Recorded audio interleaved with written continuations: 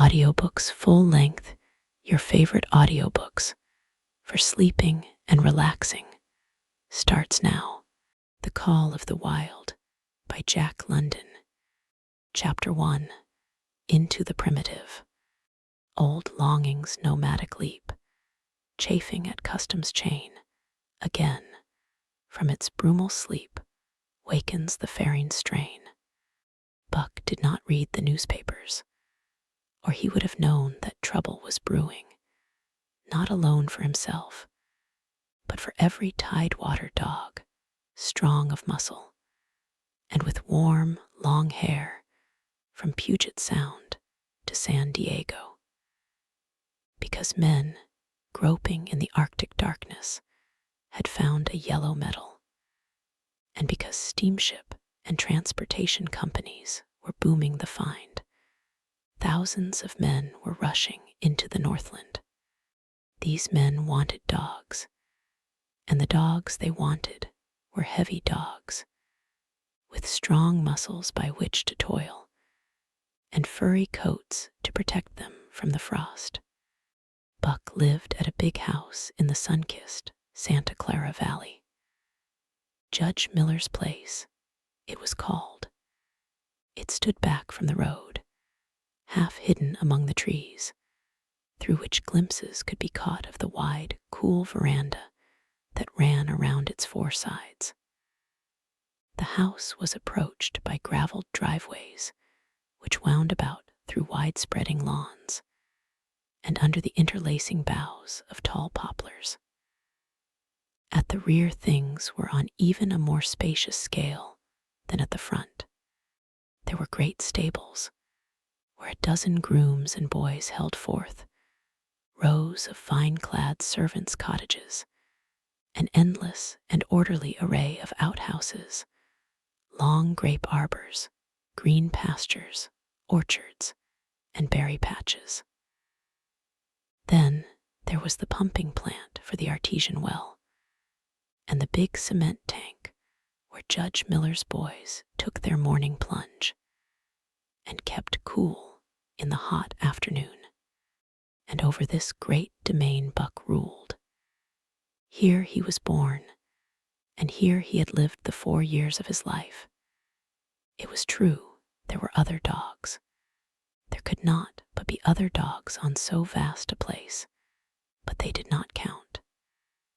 They came and went, resided in the populous kennels, or lived obscurely in the recesses of the house after the fashion of Toots, the Japanese pug, or Usable, the Mexican hairless, strange creatures that rarely put nose out of doors or set foot to ground.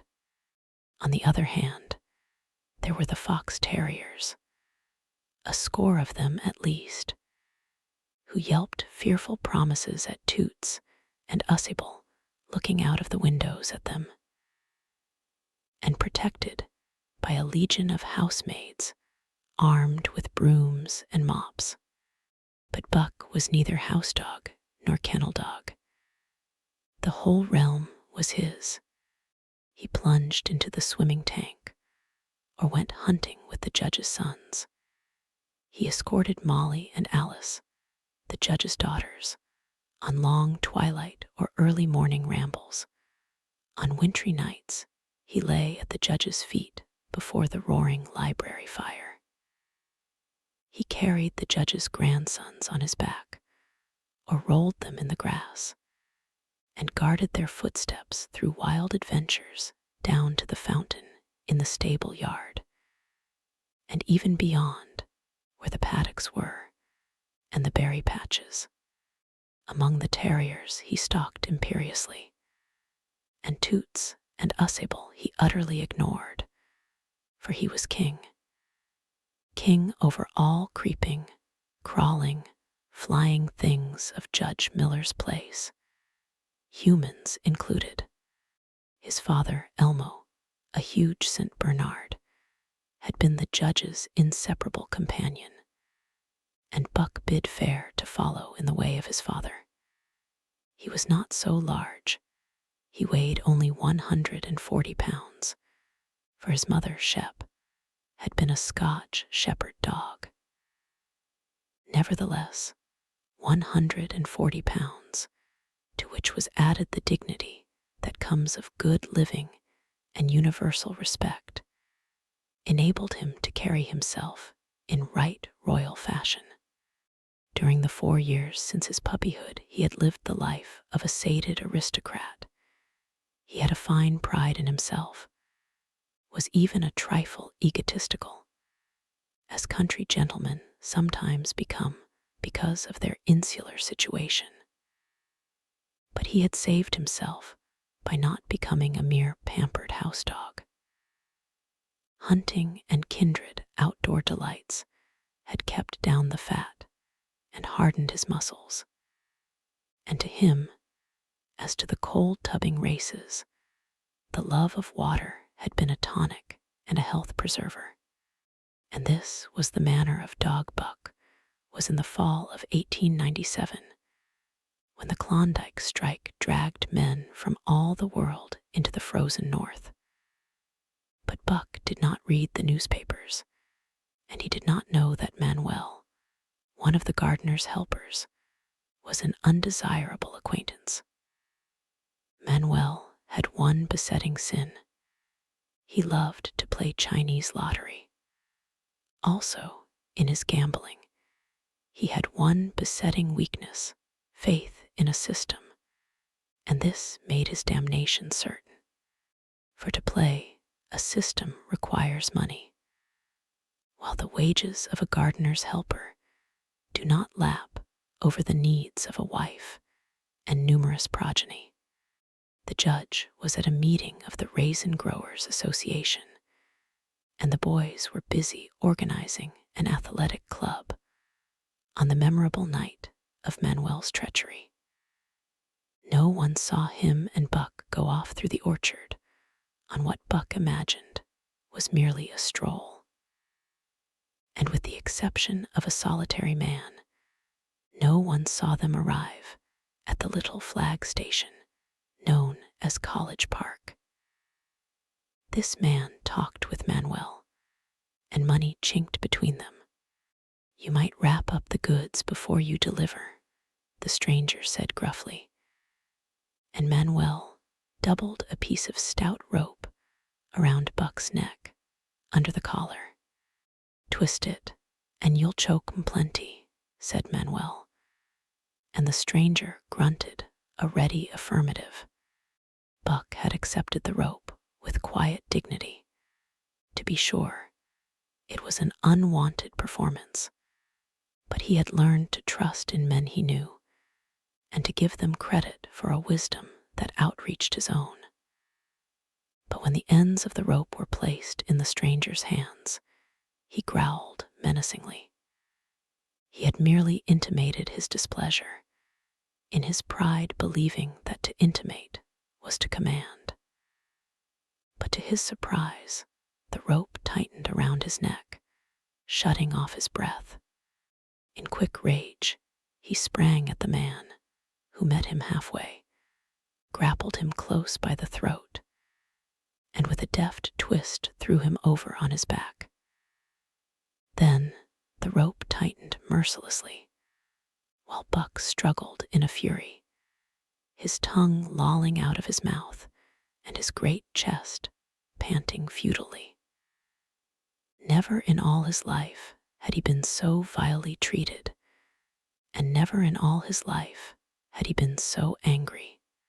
But his strength ebbed, his eyes glazed, and he knew nothing when the train was flagged, and the two men threw him into the baggage car. The next he knew, he was dimly aware that his tongue was hurting, and that he was being jolted along in some kind of a conveyance. The hoarse shriek of a locomotive whistling a crossing told him where he was. He had traveled too often with the judge not to know the sensation of riding in a baggage car. He opened his eyes, and into them came the unbridled anger of a kidnapped king. The man sprang for his throat, but Buck was too quick for him. His jaws closed on the hand, nor did they relax till his senses were choked out of him once more. "Yep, has fits," the man said, hiding his mangled hand from the baggageman, who had been attracted by the sounds of struggle.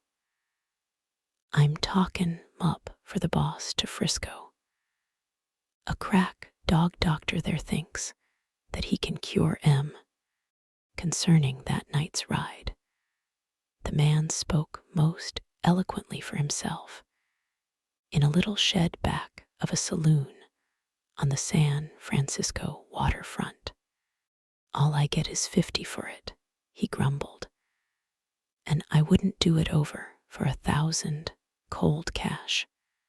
His hand was wrapped in a bloody handkerchief, and the right trouser leg was ripped from knee to ankle. "How much did the other mug get?" the saloon keeper demanded. 100 was the reply. "Wouldn't take a sou less, so help me." "That makes 150, the saloon keeper calculated. "And he's worth it, or I'm a squarehead." The kidnapper undid the bloody wrappings and looked at his lacerated hand.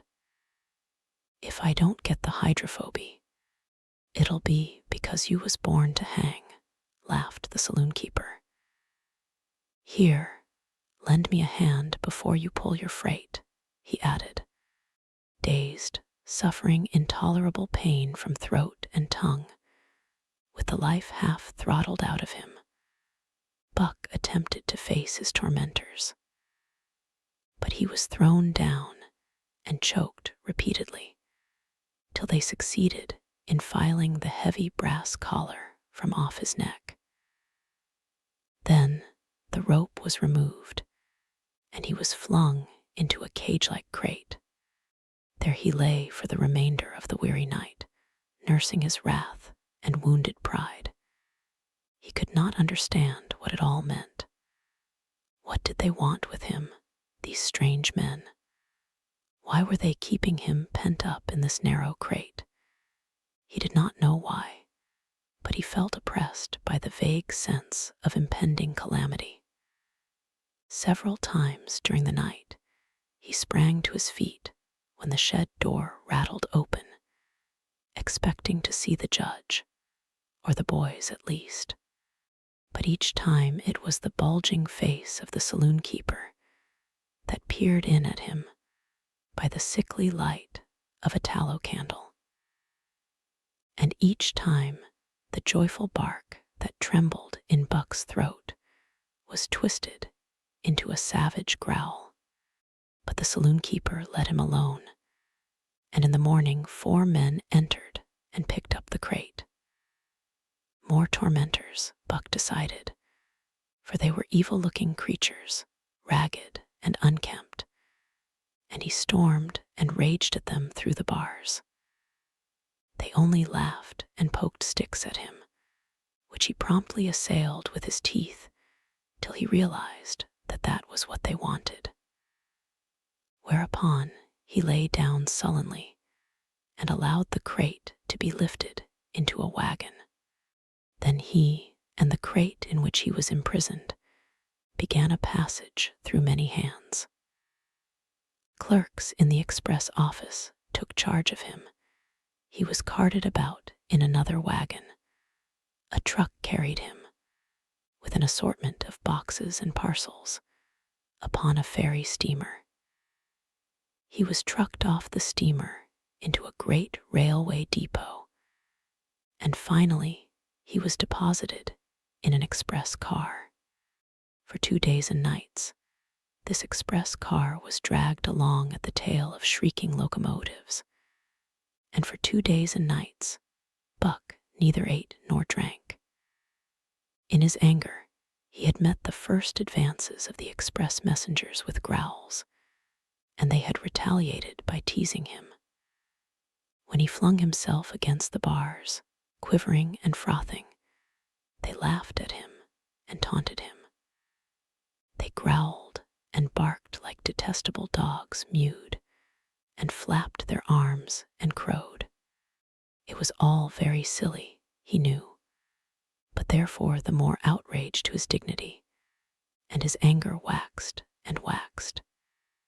He did not mind the hunger so much, but the lack of water caused him severe suffering and fanned his wrath to fever pitch.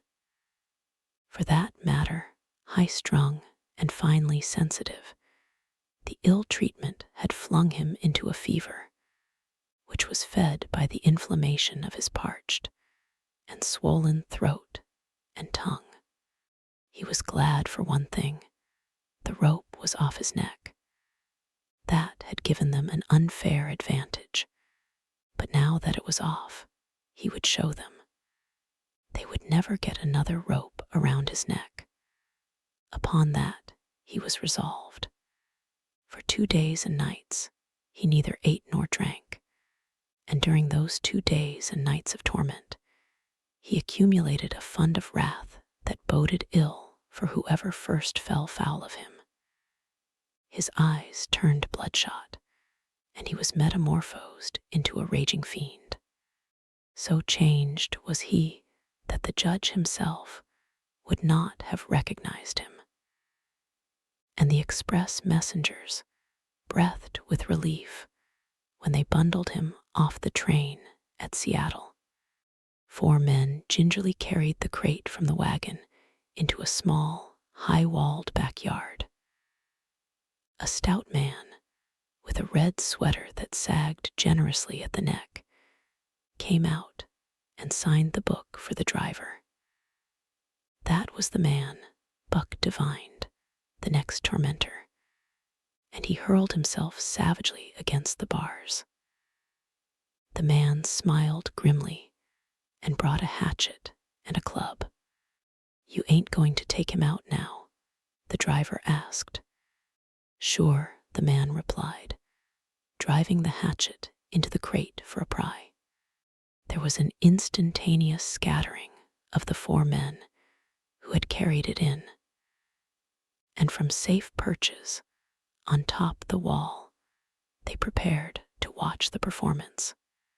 Buck rushed at the splintering wood, sinking his teeth into it, surging and wrestling with it.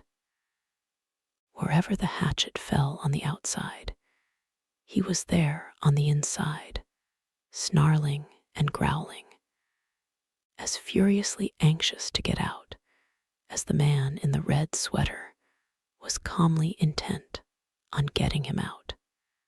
"Now, you red-eyed devil," he said, when he had made an opening sufficient for the passage of Buck's body. At the same time, he dropped the hatchet and shifted the club to his right hand, and Buck was truly a red-eyed devil as he drew himself together for the spring, hair bristling, mouth foaming, a mad glitter in his bloodshot eyes. Straight at the man, he launched his 140 pounds of fury, surcharged with the pent passion of 2 days and nights. In mid-air, just as his jaws were about to close on the man, he received a shock that checked his body and brought his teeth together with an agonizing clip.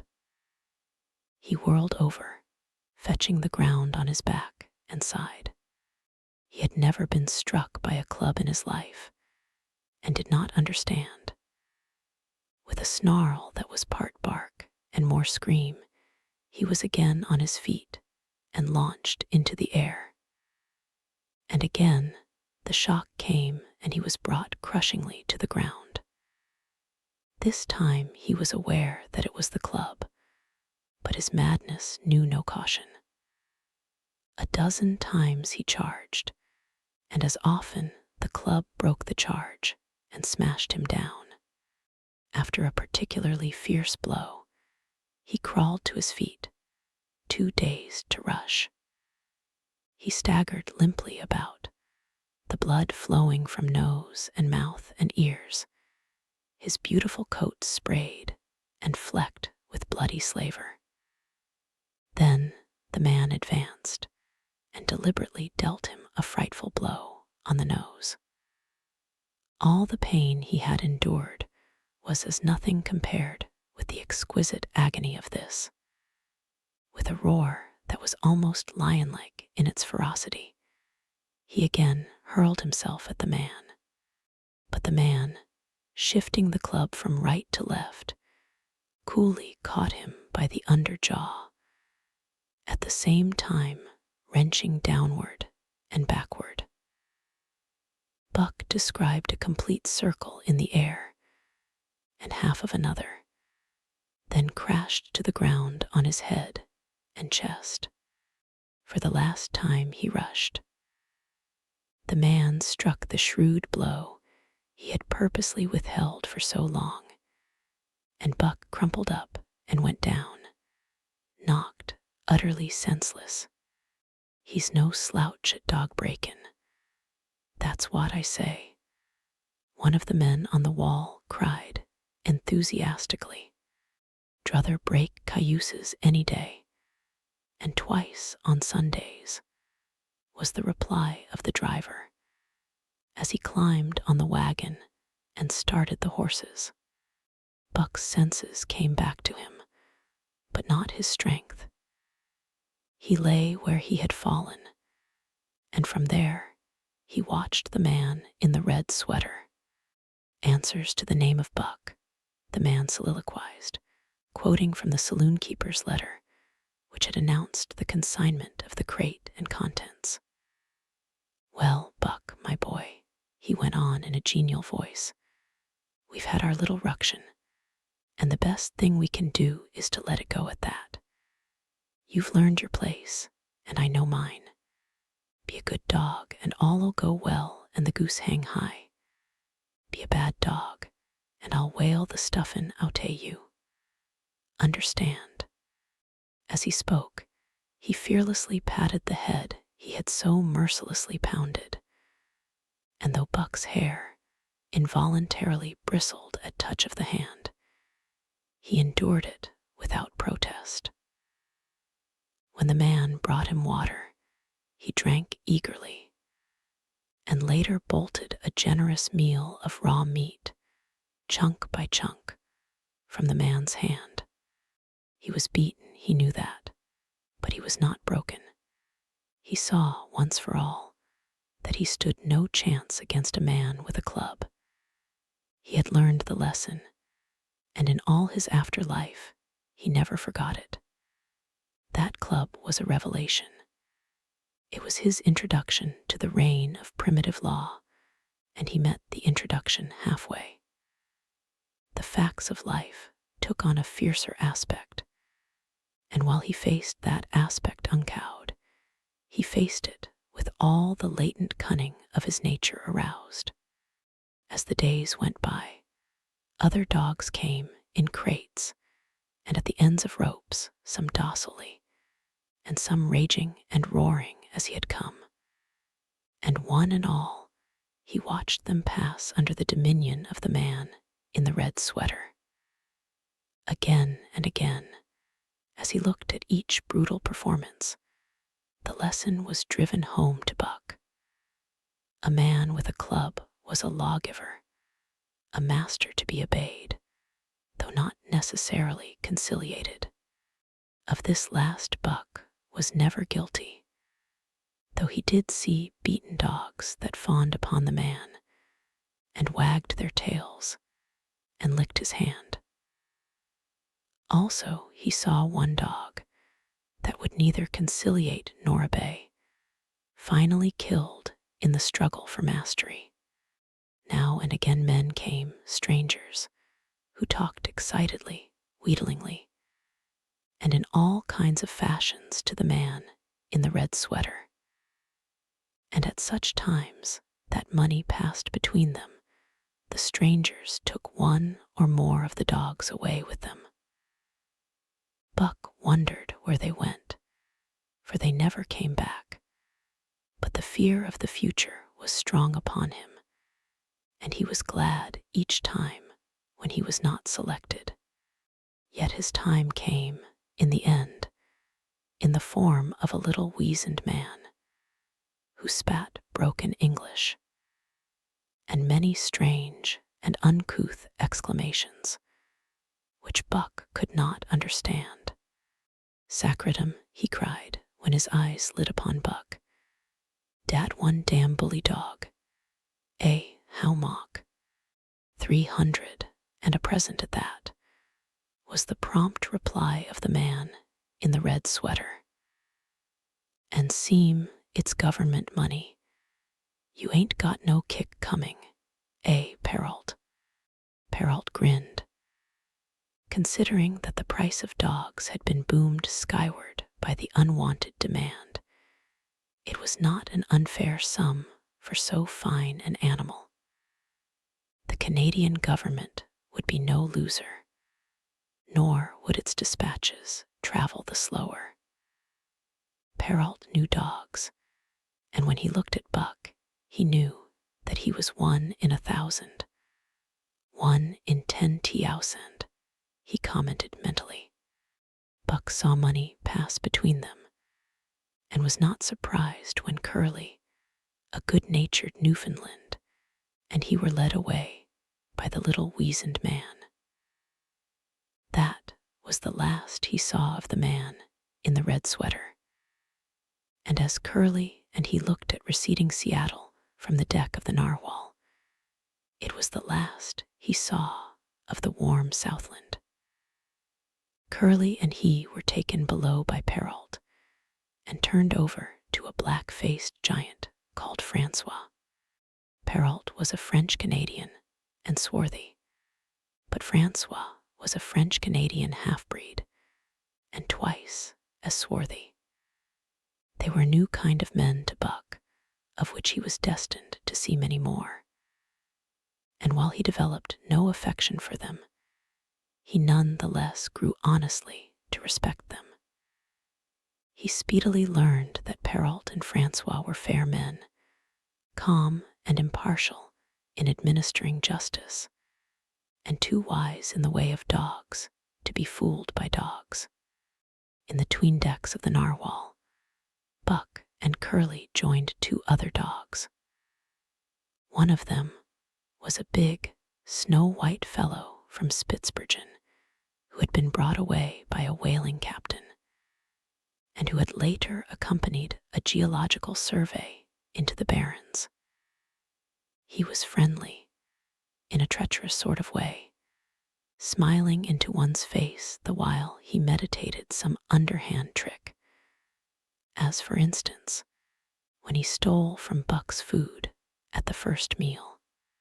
As Buck sprang to punish him, the lash of Francois's whip sang through the air, reaching the culprit first, and nothing remained to Buck but to recover the bone. That was fair of Francois, he decided, and the half-breed began his rise in Buck's estimation. The other dog made no advances, nor received any also. He did not attempt to steal from the newcomers. He was a gloomy, morose fellow, and he showed Curly plainly that all he desired was to be left alone, and further, that there would be trouble if he were not left alone. Dave, he was called, and he ate and slept, or yawned between times, and took interest in nothing, not even when the narwhal crossed Queen Charlotte Sound, and rolled, and pitched, and bucked like a thing possessed. When Buck and Curly grew excited, half wild with fear, he raised his head as though annoyed, favored them with an incurious glance, yawned, and went to sleep again.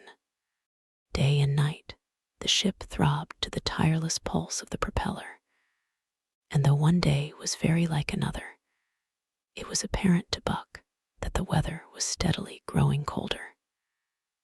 At last, one morning, the propeller was quiet, and the narwhal was pervaded with an atmosphere of excitement.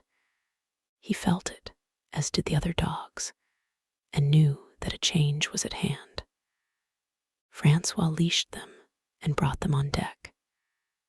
At the first step upon the cold surface, Buck's feet sank into a white, mushy something very like mud. He sprang back with a snort. More of this white stuff was falling through the air. He shook himself, but more of it fell upon him. He sniffed it curiously, then licked some up on his tongue. It bit like fire, and the next instant was gone. This puzzled him. He tried it again with the same result. The onlookers laughed uproariously, and he felt ashamed. He knew not why, for it was his first snow. Chapter 2. The Law of Club and Fang. Buck's first day on the Daya beach was like a nightmare. Every hour was filled with shock and surprise. He had been suddenly jerked from the heart of civilization and flung into the heart of things primordial. No lazy, sun-kissed life was this, with nothing to do but loaf and be bored. Here was neither peace nor rest, nor a moment's safety. All was confusion and action, and every moment life and limb were in peril.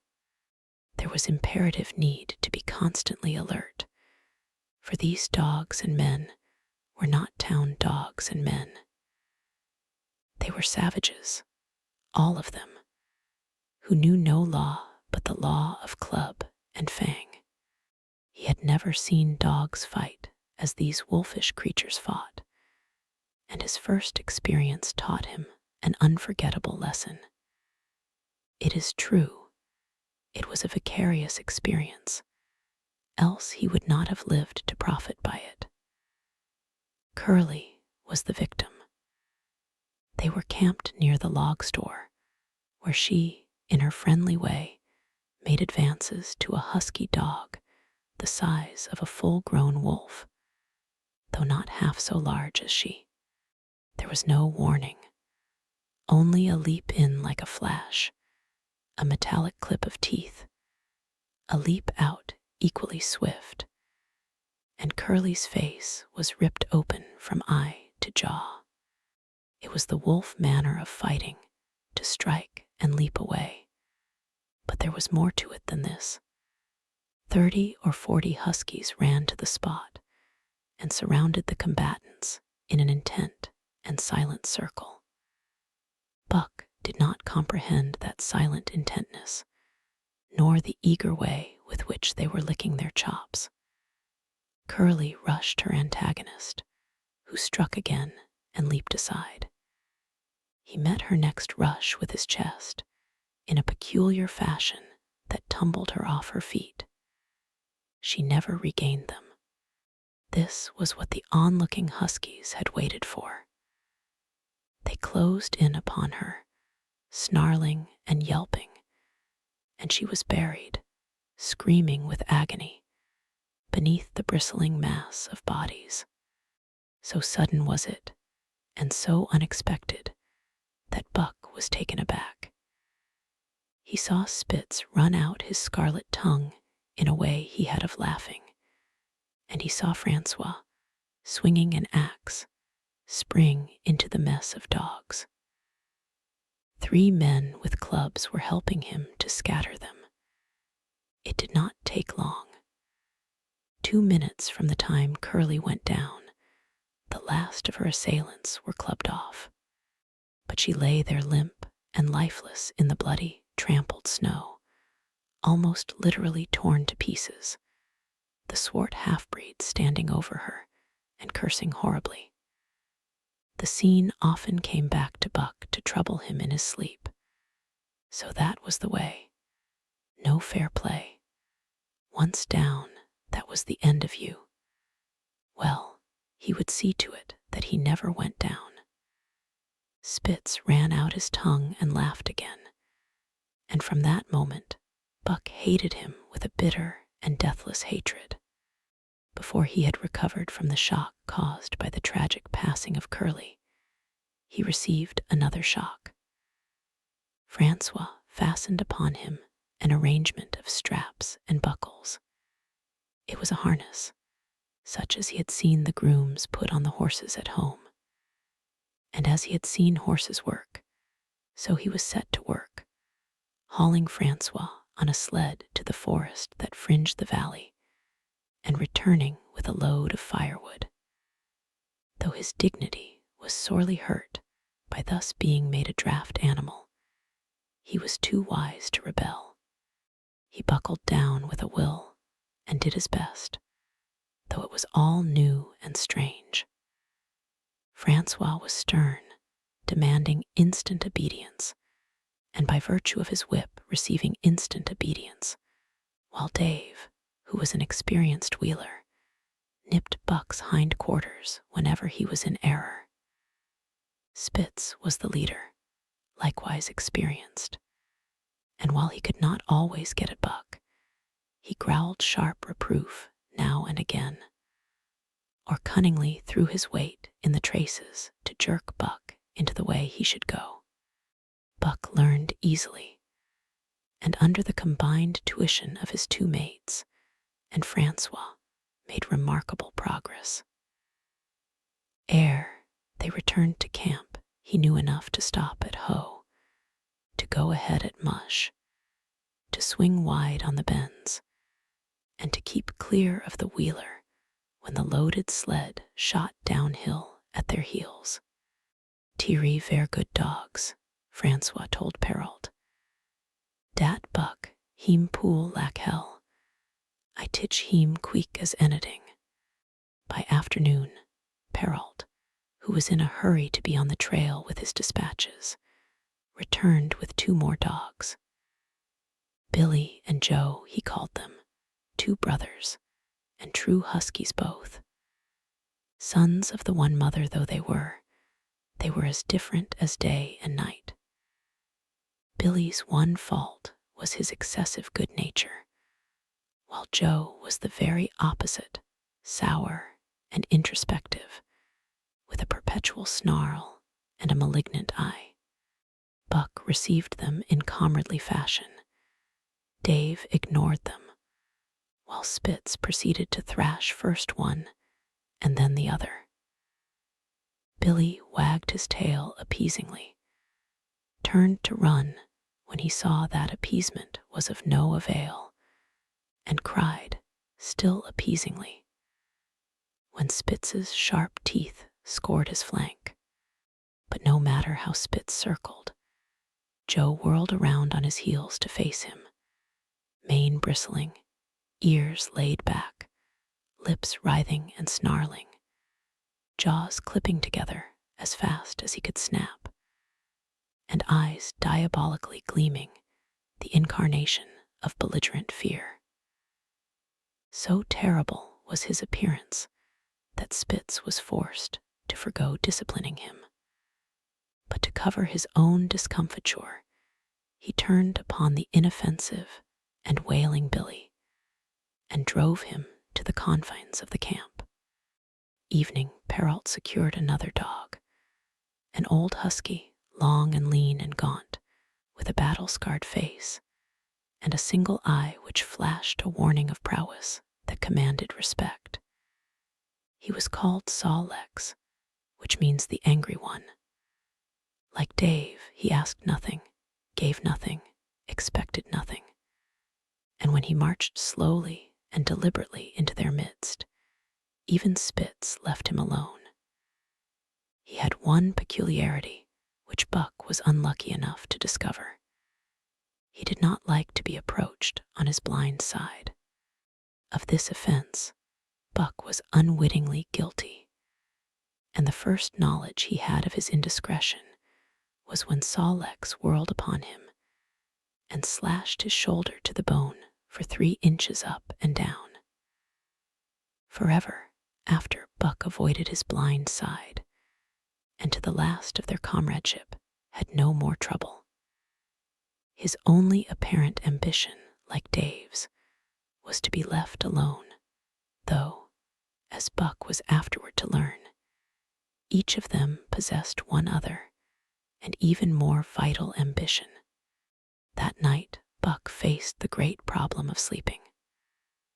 The tent, illumined by a candle, glowed warmly in the midst of the white plain. And when he, as a matter of course, entered it, both Perrault and Francois bombarded him with curses and cooking utensils, till he recovered from his consternation and fled ignominiously into the outer cold. A chill wind was blowing that nipped him sharply and bit with a special venom into his wounded shoulder. He lay down on the snow and attempted to sleep, but the frost soon drove him shivering to his feet. Miserable and disconsolate, he wandered about among the many tents, only to find that one place was as cold as another. Here and there savage dogs rushed upon him, but he bristled his neck hair and snarled, for he was learning fast, and they let him go his way unmolested. Finally, an idea came to him. He would return and see how his own teammates were making out. To his astonishment, they had disappeared. Again he wandered about through the great camp, looking for them, and again he returned. Were they in the tent? No, that could not be, else he would not have been driven out. Then where could they possibly be? With drooping tail and shivering body, very forlorn indeed, he aimlessly circled the tent. Suddenly, the snow gave way beneath his 4 legs, and he sank down. Something wriggled under his feet. He sprang back, bristling and snarling, fearful of the unseen and unknown. But a friendly little yelp reassured him, and he went back to investigate.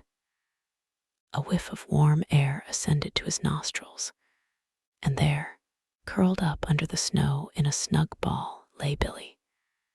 He whined placatingly, squirmed and wriggled to show his good will and intentions, and even ventured, as a bribe for peace, to lick Buck's face with his warm, wet tongue. Another lesson. So that was the way they did it, eh? Buck confidently selected a spot, and with much fuss and waste effort, proceeded to dig a hole for himself. In a trice, the heat from his body filled the confined space, and he was asleep. The day had been long and arduous, and he slept soundly and comfortably, though he growled and barked and wrestled with bad dreams. Nor did he open his eyes till roused by the noises of the waking camp. At first, he did not know where he was. It had snowed during the night, and he was completely buried. The snow walls pressed him on every side, and a great surge of fear swept through him, the fear of the wild thing for the trap. It was a token that he was harking back through his own life to the lives of his forebears. For he was a civilized dog, an unduly civilized dog, and of his own experience knew no trap, and so could not of himself fear it. The muscles of his whole body contracted spasmodically and instinctively.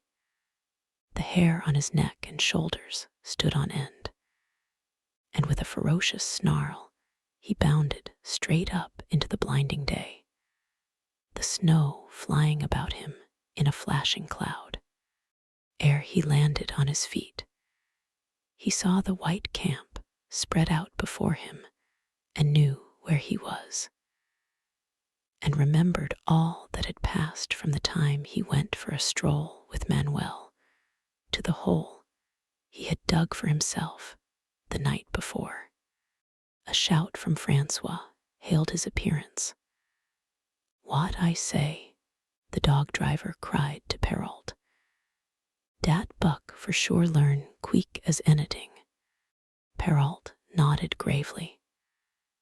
As courier for the Canadian government, bearing important dispatches, he was anxious to secure the best dogs, and he was particularly gladdened by the possession of Buck.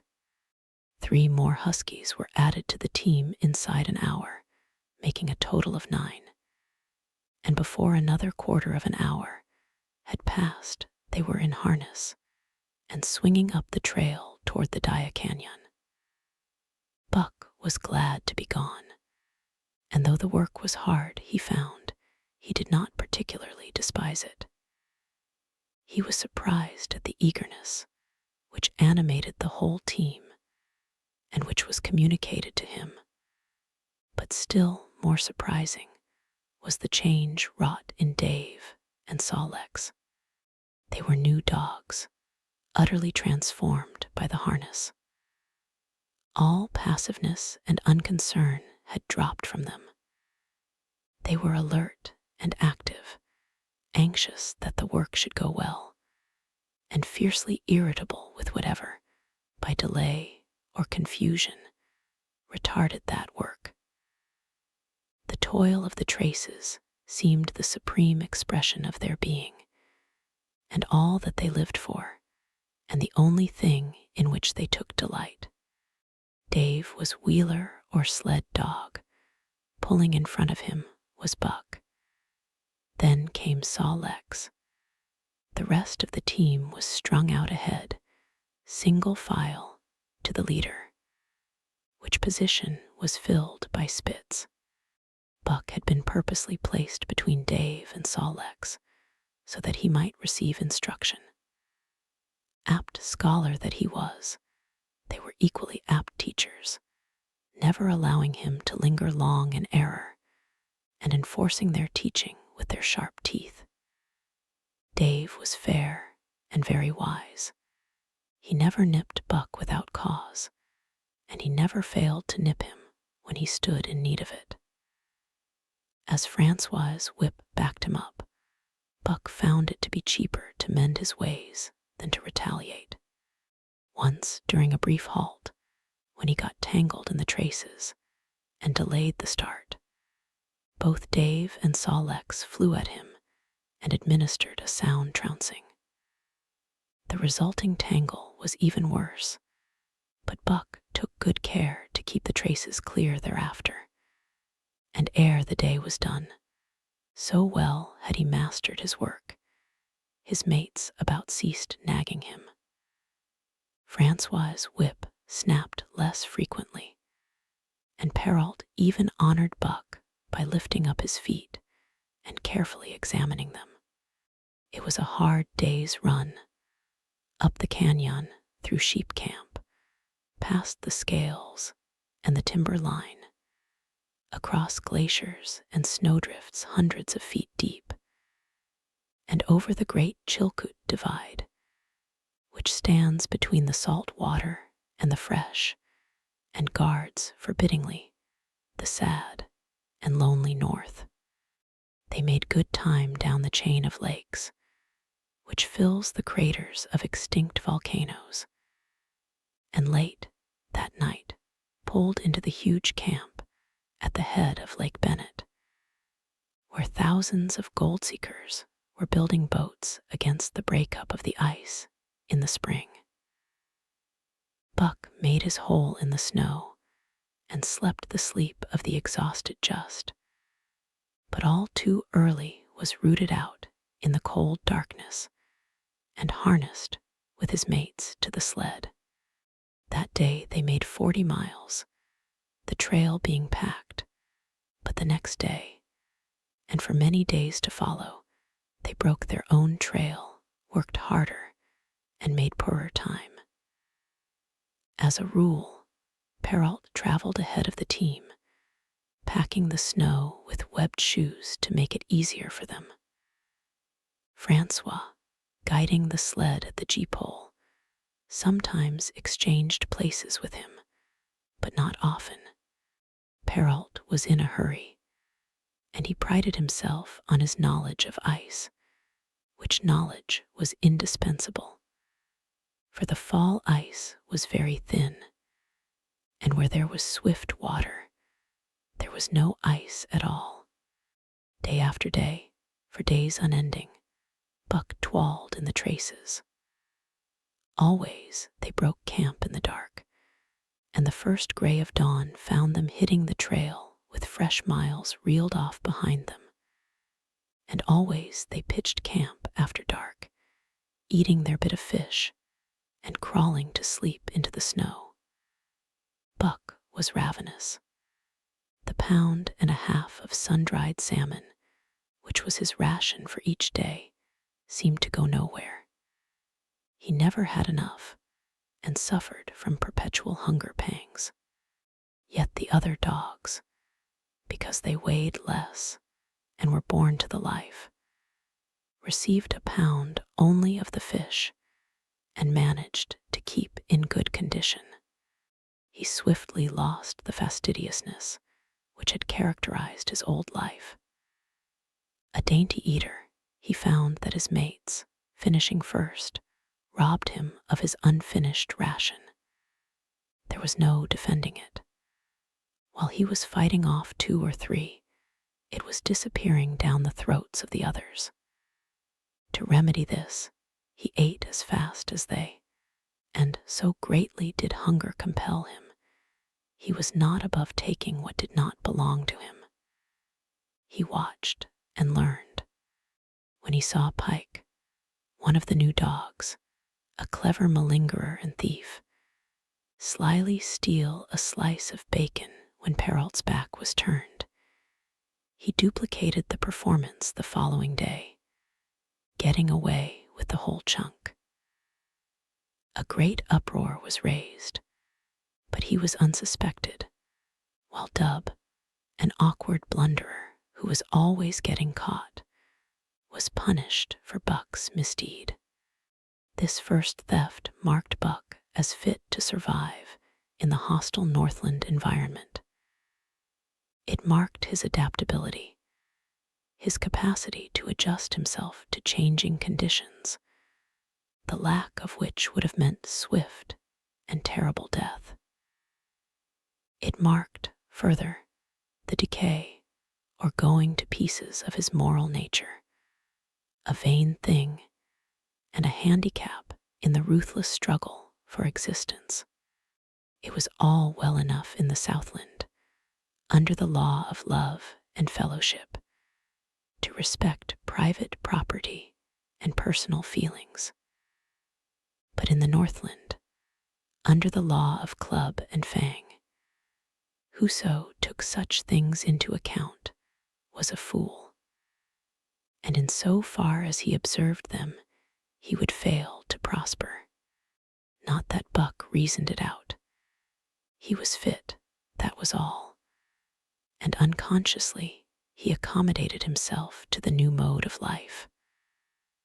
All his days, no matter what the odds, he had never run from a fight. But the club of the man in the red sweater had beaten into him a more fundamental and primitive code. Civilized, he could have died for a moral consideration, say the defense of Judge Miller's riding whip.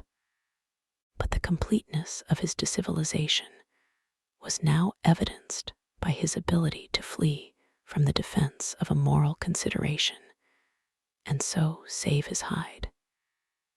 He did not steal for joy of it, but because of the clamor of his stomach. He did not rob openly, but stole secretly and cunningly, out of respect for club and fang. In short, the things he did were done because it was easier to do them than not to do them. His development or retrogression was rapid. His muscles became hard as iron, and he grew callous to all ordinary pain. He achieved an internal as well as external economy. He could eat anything, no matter how loathsome or indigestible, and once eaten, the juices of his stomach extracted the last least particle of nutriment, and his blood carried it to the farthest reaches of his body, building it into the toughest and stoutest of tissues. sight and scent became remarkably keen, while his hearing developed such acuteness that in his sleep he heard the faintest sound and knew whether it heralded peace or peril. He learned to bite the ice out with his teeth when it collected between his toes, and when he was thirsty and there was a thick scum of ice over the water hole, he would break it by rearing and striking it with stiff forelegs. His most conspicuous trait was an ability to scent the wind and forecast it a night in advance. No matter how breathless the air when he dug his nest by tree or bank, the wind that later blew inevitably found him to leeward, sheltered and snug. And not only did he learn by experience, but instincts long dead became alive again. The domesticated generations fell from him. In vague ways, he remembered back to the youth of the breed, to the time the wild dogs ranged in packs through the primeval forest and killed their meat as they ran it down.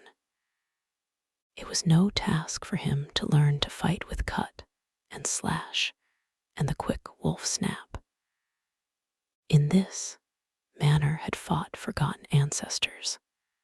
They quickened the old life within him, and the old tricks which they had stamped into the heredity of the breed were his tricks.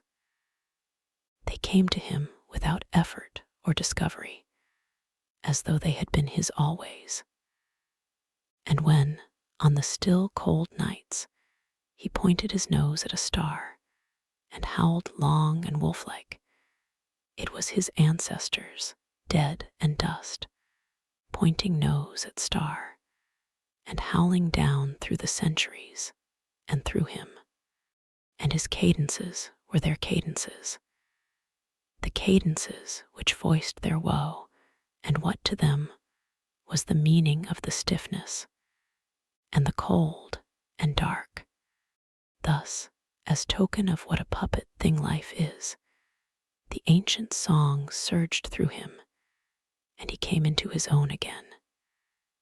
And he came because men had found a yellow metal in the north, and because Manuel was a gardener's helper whose wages did not lap over the needs of his wife and divers small copies of himself. Chapter 3. The Dominant Primordial Beast. The dominant primordial beast was strong in buck, and under the fierce conditions of trail life, it grew and grew. Yet it was a secret growth. His newborn cunning gave him poise and control. He was too busy adjusting himself to the new life to feel at ease, and not only did he not pick fights, but he avoided them whenever possible. A certain deliberateness characterized his attitude. He was not prone to rashness and precipitate action, and in the bitter hatred between him and Spitz, he betrayed no impatience, shunned all offensive acts. On the other hand, possibly because he divined in Buck a dangerous rival, Spitz never lost an opportunity of showing his teeth. He even went out of his way to bully Buck, striving constantly to start the fight, which could end only in the death of one or the other. Early in the trip, this might have taken place had it not been for an unwanted accident. At the end of this day, they made a bleak and miserable camp on the shore of Lake Labarge. Driving snow, a wind that cut like a white-hot knife, and darkness had forced them to grope for a camping place. They could hardly have fared worse. At their backs rose a perpendicular wall of rock, and Perrault and Francois were compelled to make their fire and spread their sleeping robes on the ice of the lake itself. The tent they had discarded at Daya in order to travel light. few sticks of driftwood furnished them with a fire that thawed down through the ice and left them to eat supper in the dark. Close in under the sheltering rock, Buck made his nest. So snug and warm was it that he was loath to leave it when Francois distributed the fish which he had first thawed over the fire. But when Buck finished his ration and returned, he found his nest occupied. A warning snarl told him that the trespasser was Spitz. Till now Buck had avoided trouble with his enemy, but this was too much. The beast in him roared. He sprang upon Spitz with a fury which surprised them both, and Spitz particularly, for his whole experience with Buck had gone to teach him that his rival was an unusually timid dog who managed to hold his own only because of his great weight and size. Francois was surprised, too, when they shot out in a tangle from the disrupted nest, and he divined the cause of the trouble. "Ah," he cried to Buck, "gif it to heem, by gar. Gif it to heem, the dirty thief." Spitz was equally willing. He was crying with sheer rage and eagerness as he circled back and forth for a chance to spring in. Buck was no less eager and no less cautious as he likewise circled back and forth for the advantage. But it was then that the unexpected happened, the thing which projected their struggle for supremacy far into the future, past many a weary mile of trail and toil. An oath from Perrault, the resounding impact of a club upon a bony frame, and a shrill yelp of pain heralded the breaking forth of pandemonium. The camp was suddenly discovered to be alive with skulking furry forms, starving huskies, 4 or 5 score of them, who had scented the camp from some Indian village. They had crept in while Buck and Spitz were fighting, and when the 2 men sprang among them with stout clubs, they showed their teeth and fought back. They were crazed by the smell of the food. Perrault found one with head buried in the grub box. His club landed heavily on the gaunt ribs, and the grub box was capsized on the ground. On the instant, a score of the famished brutes were scrambling for the bread and bacon. The clubs fell upon them unheeded. They yelped and howled under the rain of blows, but struggled none the less madly till the last crumb had been devoured. In the meantime, the astonished team dogs had burst out of their nests, only to be set upon by the fierce invaders. Never had Buck seen such dogs. It seemed as though their bones would burst through their skins. They were mere skeletons, draped loosely in draggled hides, with blazing eyes and slavered fangs. But the hunger madness made them terrifying, irresistible. There was no opposing them. The team dogs were swept back against the cliff at the first onset. Buck was beset by 3 huskies, and in a trice, his head and shoulders were ripped and slashed. The din was frightful. Billy was crying as usual. Dave and Sol-Lex, dripping blood from a score of wounds, were fighting bravely side by side. Joe was snapping like a demon. Once, his teeth closed on the foreleg of a husky, and he crunched down through the bone. Pike, the malingerer, leaped upon the crippled animal, breaking its neck with a quick flash of teeth, and a jerk. Buck got a frothing adversary by the throat, and was sprayed with blood when his teeth sank through the jugular. The warm taste of it in his mouth goaded him to greater fierceness. He flung himself upon another, and at the same time felt teeth sink into his own throat. It was Spitz, treacherously attacking from the side.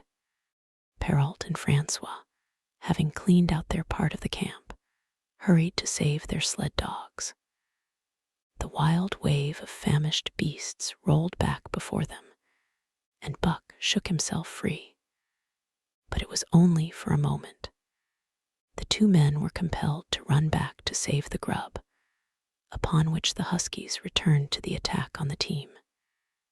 Billy, terrified into bravery, sprang through the savage circle and fled away over the ice. Pike and Dub followed on his heels, with the rest of the team behind. As Buck drew himself together to spring after them, out of the tail of his eye, he saw Spitz rush upon him with the evident intention of overthrowing him. Once off his feet and under that mass of huskies, there was no hope for him. But he braced himself to the shock of Spitz's charge, then joined the flight out on the lake. Later, the 9 team dogs gathered together and sought shelter in the forest. Though unpursued, they were in a sorry plight. There was not one who was not wounded in 4 or 5 places, while some were wounded grievously. Dub was badly injured in a hind leg dolly. The last husky added to the team at Daya had a badly torn throat. Joe had lost an eye, while Billy, the good-natured, with an ear chewed and rent to ribbons, cried and whimpered throughout the night. At daybreak, they limped warily back to camp to find the marauders gone and the 2 men in bad tempers. Fully half their grub supply was gone. The huskies had chewed through the sled lashings and canvas coverings. In fact, nothing, no matter how remotely eatable, had escaped them. They had eaten a pair of Perrault's moose-hide moccasins, chunks out of the leather traces, and even 2 feet of lash from the end of Francois' whip. He broke from a mournful contemplation of it to look over his wounded dogs. "Ah, my friends," he said softly, "meb it mek you mad dog, dose many bites. Meb all mad dog, sacredum. What you tink, Perrault?" The courier shook his head dubiously. With 400 miles of trail still between him and Dawson, he could ill afford to have madness break out among his dogs. 2 hours of cursing and exertion got the harnesses into shape, and the wound-stiffened team was under way, struggling painfully over the hardest part of the trail they had yet encountered, and for that matter, the hardest between them and Dawson. 30-Mile River was wide open. Its wild water defied the frost, and it was in the eddies only and in the quiet places that the ice held it all. 6 days of exhausting toil were required to cover those 30 terrible miles. And terrible they were, for every foot of them was accomplished at the risk of life to dog and man. A dozen times, Perrault, nosing the way, broke through the ice bridges, being saved by the long pole he carried, which he so held that it fell each time across the hole made by his body. But a cold snap was on, the thermometer registering 50 below zero. And each time he broke through, he was compelled for very life to build a fire and dry his garments. Nothing daunted him. It was because nothing daunted him that he had been chosen for government courier. He took all manner of risks, resolutely thrusting his little weazened face into the frost and struggling on from dim dawn to dark. He skirted the frowning shores on rim ice that bent and crackled underfoot, and upon which they dared not halt. Once the sled broke through with Dave and Buck, and they were half frozen and all but drowned by the time they were dragged out. The usual fire was necessary to save them. They were coated solidly with ice, and the two men kept them on the run around the fire, sweating and thawing, so close that they were singed by the flames.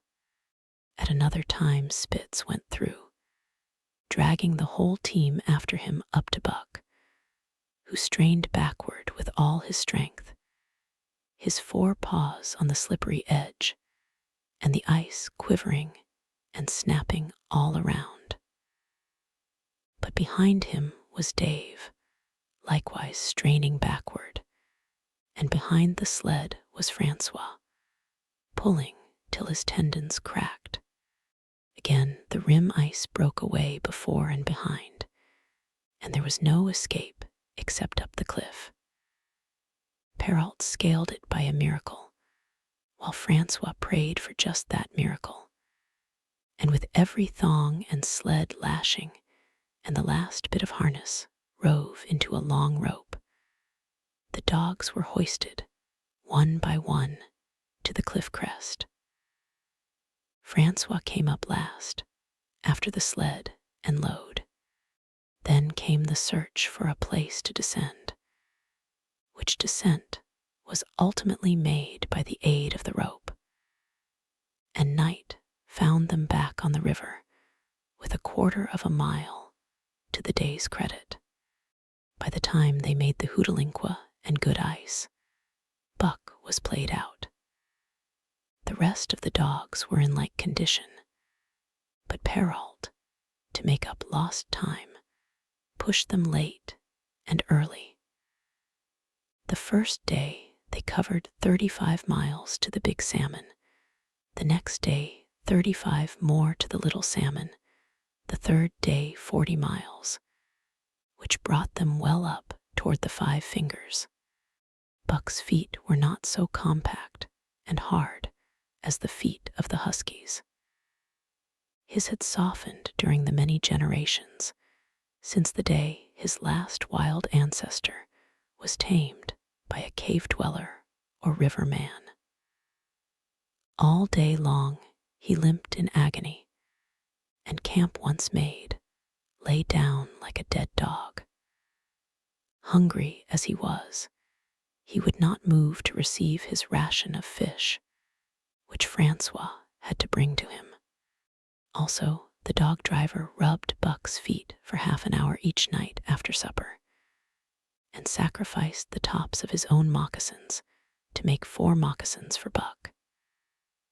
This was a great relief, and Buck caused even the weazened face of Perrault to twist itself into a grin one morning, when Francois forgot the moccasins and Buck lay on his back, his 4 feet waving appealingly in the air, and refused to budge without them. Later his feet grew hard to the trail, and the worn-out footgear was thrown away. At the Pelly one morning, as they were harnessing up, Dolly, who had never been conspicuous for anything, went suddenly mad. She announced her condition by a long, heartbreaking wolf howl that sent every dog bristling with fear, then sprang straight for Buck. He had never seen a dog go mad, nor did he have any reason to fear madness. Yet he knew that here was horror, and fled away from it in a panic. Straightway he raced, with Dolly panting and frothing, one leap behind, nor could she gain on him. So great was his terror, nor could he leave her. So great was her madness. He plunged through the wooded breast of the island, flew down to the lower end, crossed a back channel filled with rough ice to another island, gained a third island, curved back to the main river, and in desperation started to cross it. And all the time, though he did not look, he could hear her snarling just one leap behind. Francois called to him a quarter of a mile away, and he doubled back, still one leap ahead, gasping painfully for air, and putting all his faith in that Francois would save him. The dog driver held the axe poised in his hand, and as Buck shot past him, the axe crashed down upon Mad Dolly's head.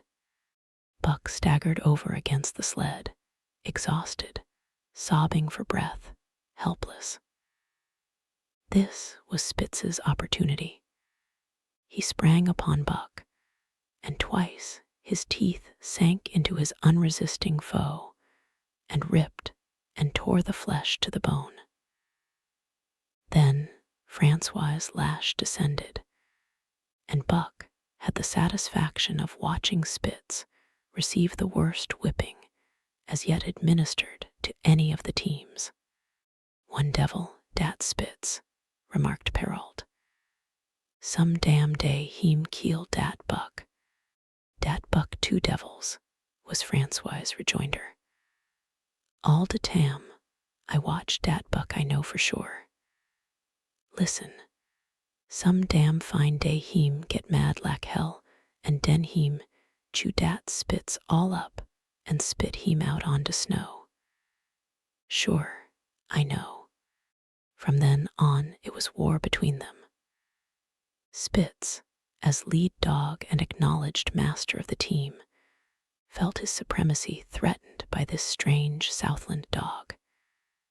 And strange Buck was to him, for of the many Southland dogs he had known, not one had shown up worthily in camp and on trail. They were all too soft, dying under the toil, the frost, and starvation. Buck was the exception. He alone endured and prospered, matching the husky in strength, savagery, and cunning.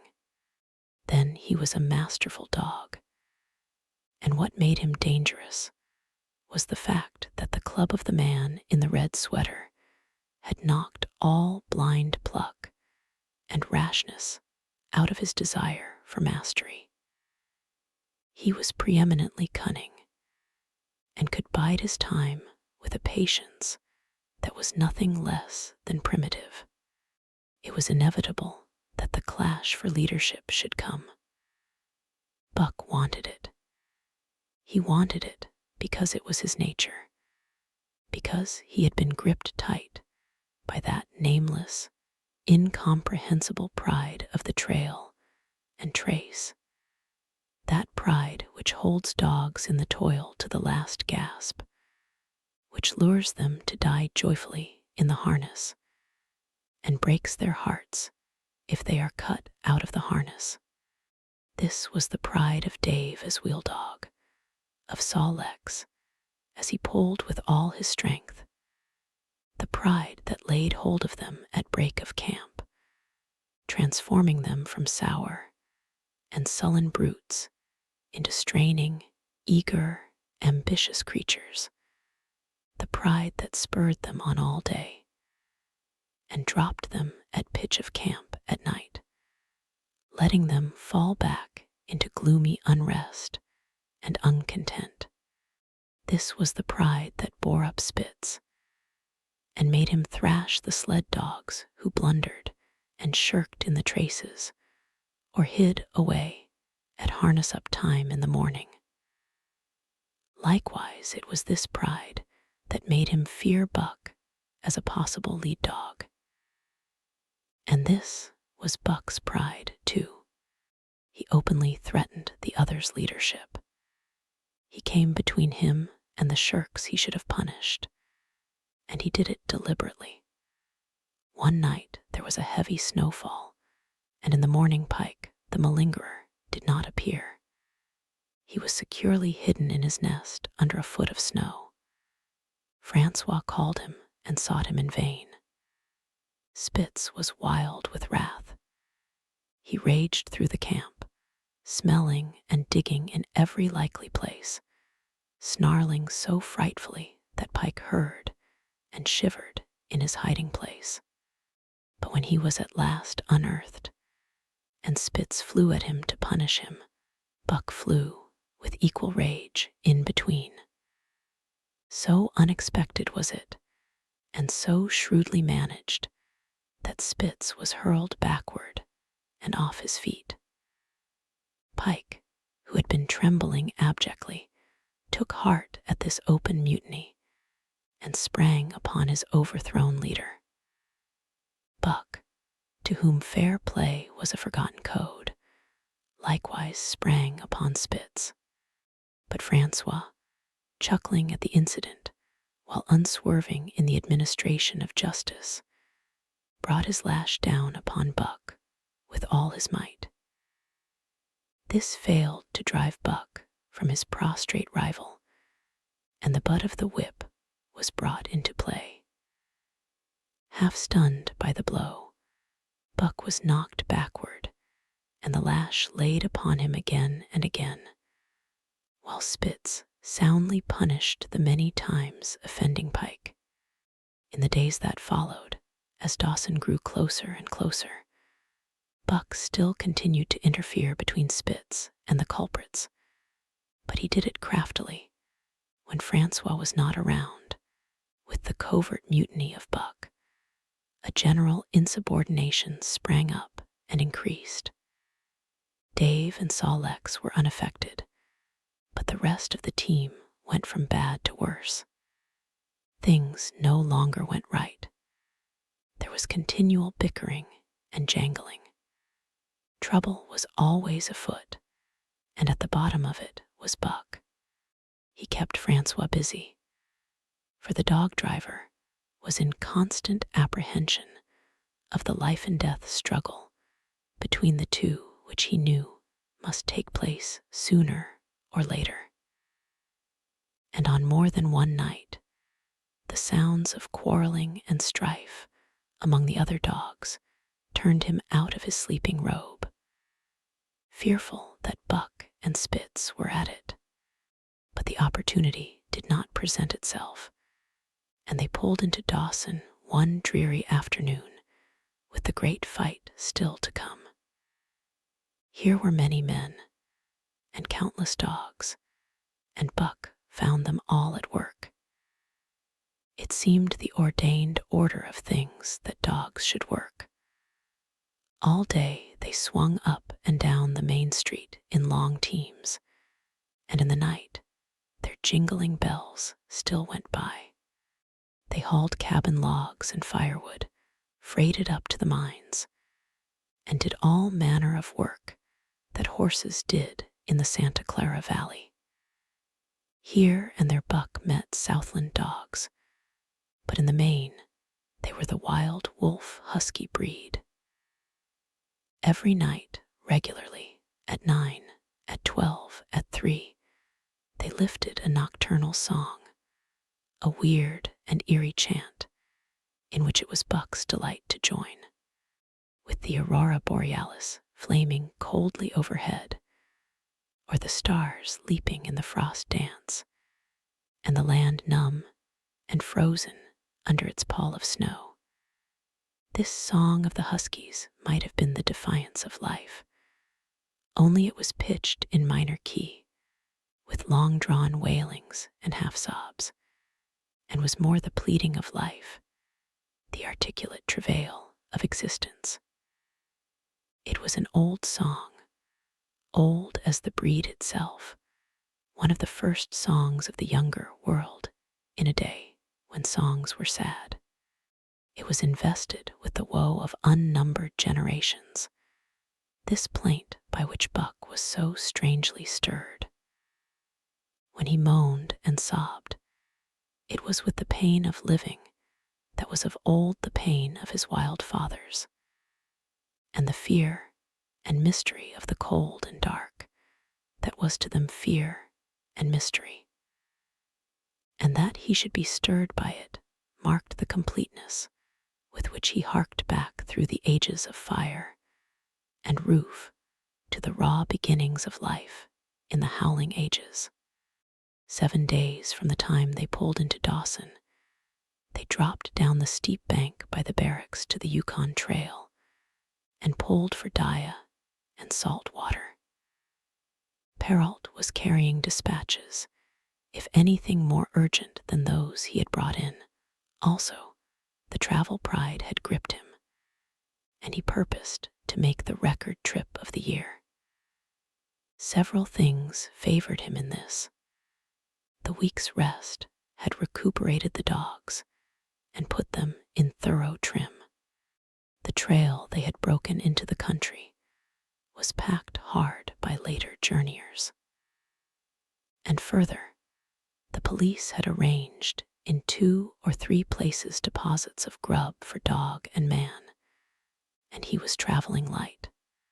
They made 60 Mile, which is a 50-mile run, on the first day, and the second day saw them booming up the Yukon well on their way to Pelly. But such splendid running was achieved not without great trouble and vexation on the part of Francois. The insidious revolt led by Buck had destroyed the solidarity of the team. It no longer was as one dog leaping in the traces. The encouragement Buck gave the rebels led them into all kinds of petty misdemeanors. No more was Spitz a leader greatly to be feared. The old awe departed, and they grew equal to challenging his authority. Pike robbed him of half a fish one night and gulped it down under the protection of Buck. Another night Dub and Joe fought Spitz and made him forgo the punishment they deserved.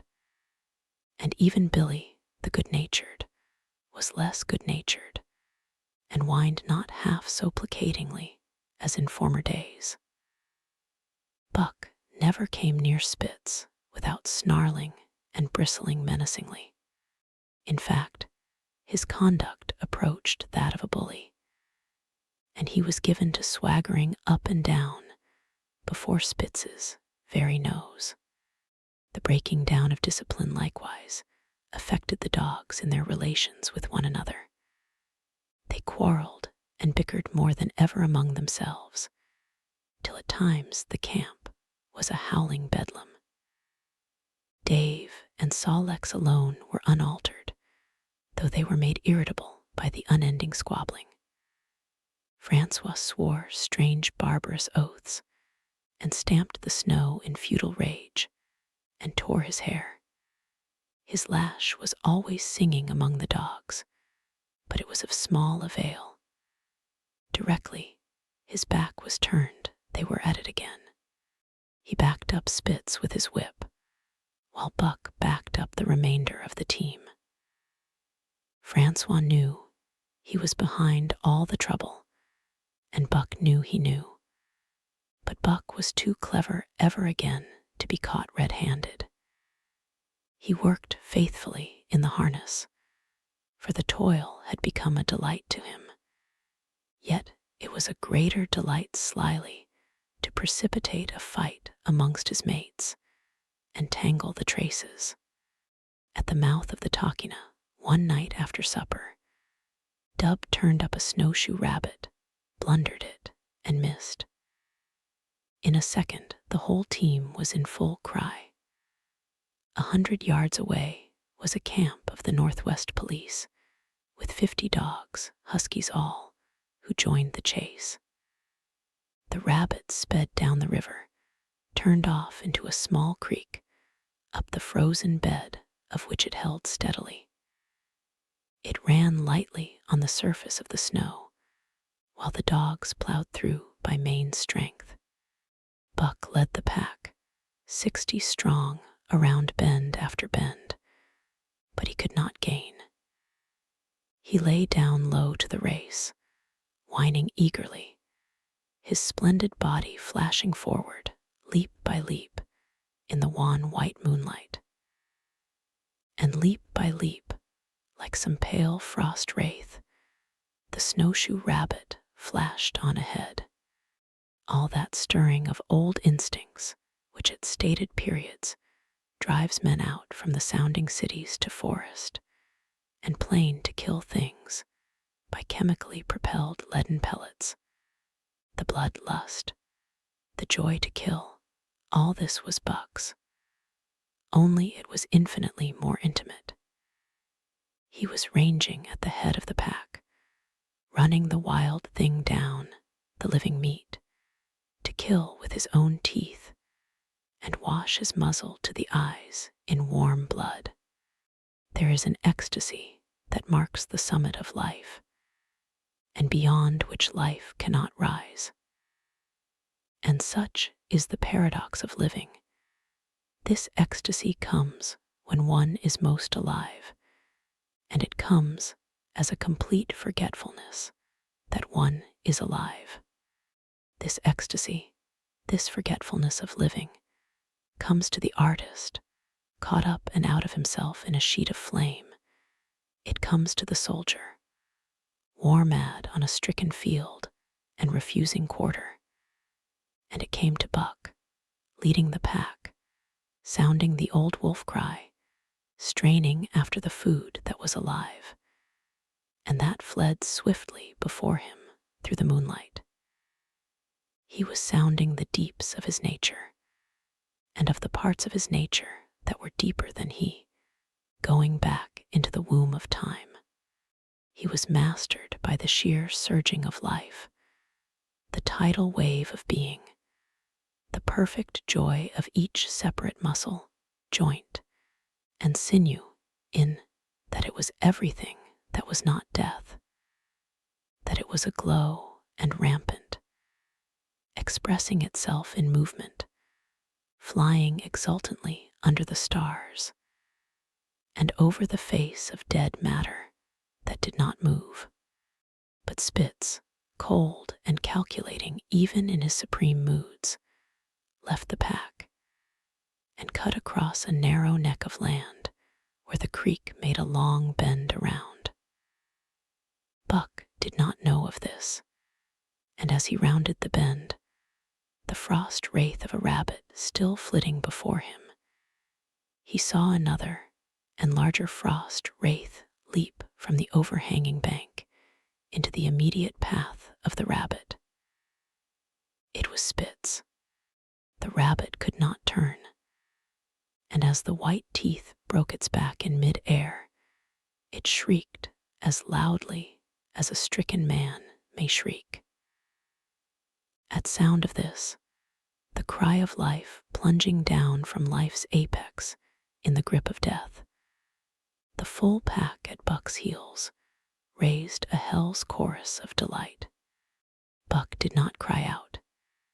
He did not check himself, but drove in upon Spitz, shoulder to shoulder, so hard that he missed the throat.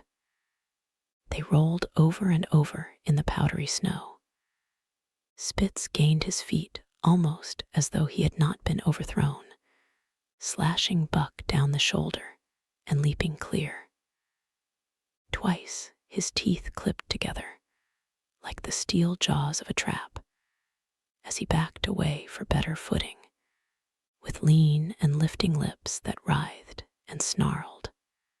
In a flash, Buck knew it. The time had come. It was to the death.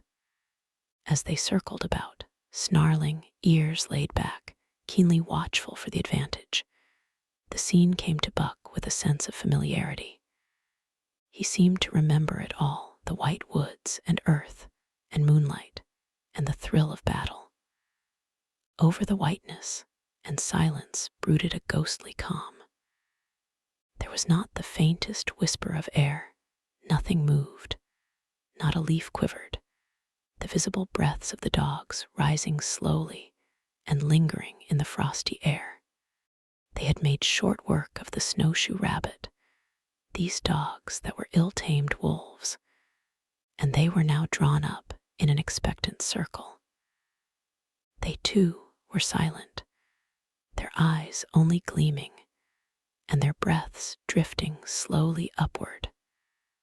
To Buck it was nothing new or strange, this scene of old time. It was as though it had always been the wanted way of things. Spitz was a practiced fighter. From Spitsbergen through the Arctic and across Canada and the Barrens, he had held his own with all manner of dogs and achieved to mastery over them. Bitter rage was his, but never blind rage. In passion to rend and destroy, he never forgot that his enemy was in like passion to rend and destroy. He never rushed till he was prepared to receive a rush, never attacked till he had first defended that attack. In vain, Buck strove to sink his teeth in the neck of the big white dog.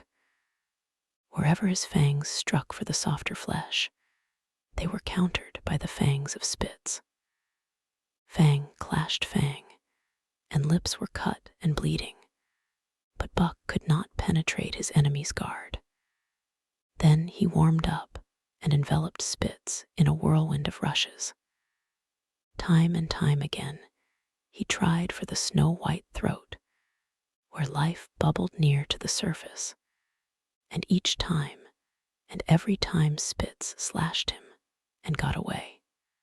Then Buck took to rushing, as though for the throat, when, suddenly drawing back his head and curving in from the side, he would drive his shoulder at the shoulder of Spitz, as a ram by which to overthrow him. But instead, Buck's shoulder was slashed down each time as Spitz leaped lightly away. Spitz was untouched, while Buck was streaming with blood and panting hard. The fight was growing desperate, and all the while the silent and wolfish circle waited to finish off whichever dog went down. As Buck grew winded, Spitz took to rushing, and he kept him staggering for footing. Once Buck went over, and the whole circle of 60 dogs started up, but he recovered himself, almost in mid-air, and the circle sank down again and waited. But Buck possessed a quality that made for greatness, imagination. He fought by instinct, but he could fight by head as well. He rushed, as though attempting the old shoulder trick, but at the last instant swept low to the snow and in. His teeth closed on Spitz's left foreleg. There was a crunch of breaking bone, and the white dog faced him on 3 legs. Thrice he tried to knock him over, then repeated the trick and broke the right foreleg. Despite the pain and helplessness, Spitz struggled madly to keep up. He saw the silent circle, with gleaming eyes, lolling tongues, and silvery breaths drifting upward, closing in upon him as he had seen similar circles close in upon beaten antagonists in the past. Only this time he was the one who was beaten. There was no hope for him. Buck was inexorable. Mercy was a thing reserved for gentler climbs. He maneuvered for the final rush. The circle had tightened till he could feel the breaths of the huskies on his flanks. He could see them beyond Spitz and to either side, half crouching for the spring, their eyes fixed upon him. A pause seemed to fall. Every animal was motionless, as though turned to stone. Only Spitz quivered and bristled as he staggered back and forth, snarling with horrible menace, as though to frighten off impending death. Then Buck sprang in and out, but while he was in, shoulder had at last squarely met shoulder. The dark circle became a dot on the moon-flooded snow as Spitz disappeared from view. Buck stood and looked on, the successful champion, the dominant primordial beast who had made his kill and found it good. Chapter 4. Who has won to mastership? What I say. I spick true WN. I say dat buck two devils. This was Francois's speech next morning when he discovered Spitz missing and Buck covered with wounds. He drew him to the fire, and by its light pointed them out. Dat Spitz fight like hell, said Perrault, as he surveyed the gaping rips and cuts. And dat Buck fight like two hells, was Francois's answer. And now we make good time. No more Spitz, no more trouble, sure. While Perrault packed the camp outfit and loaded the sled, the dog driver proceeded to harness the dogs. Buck trotted up to the place Spitz would have occupied as leader, but Francois, not noticing him, brought Sol-Leks to the coveted position.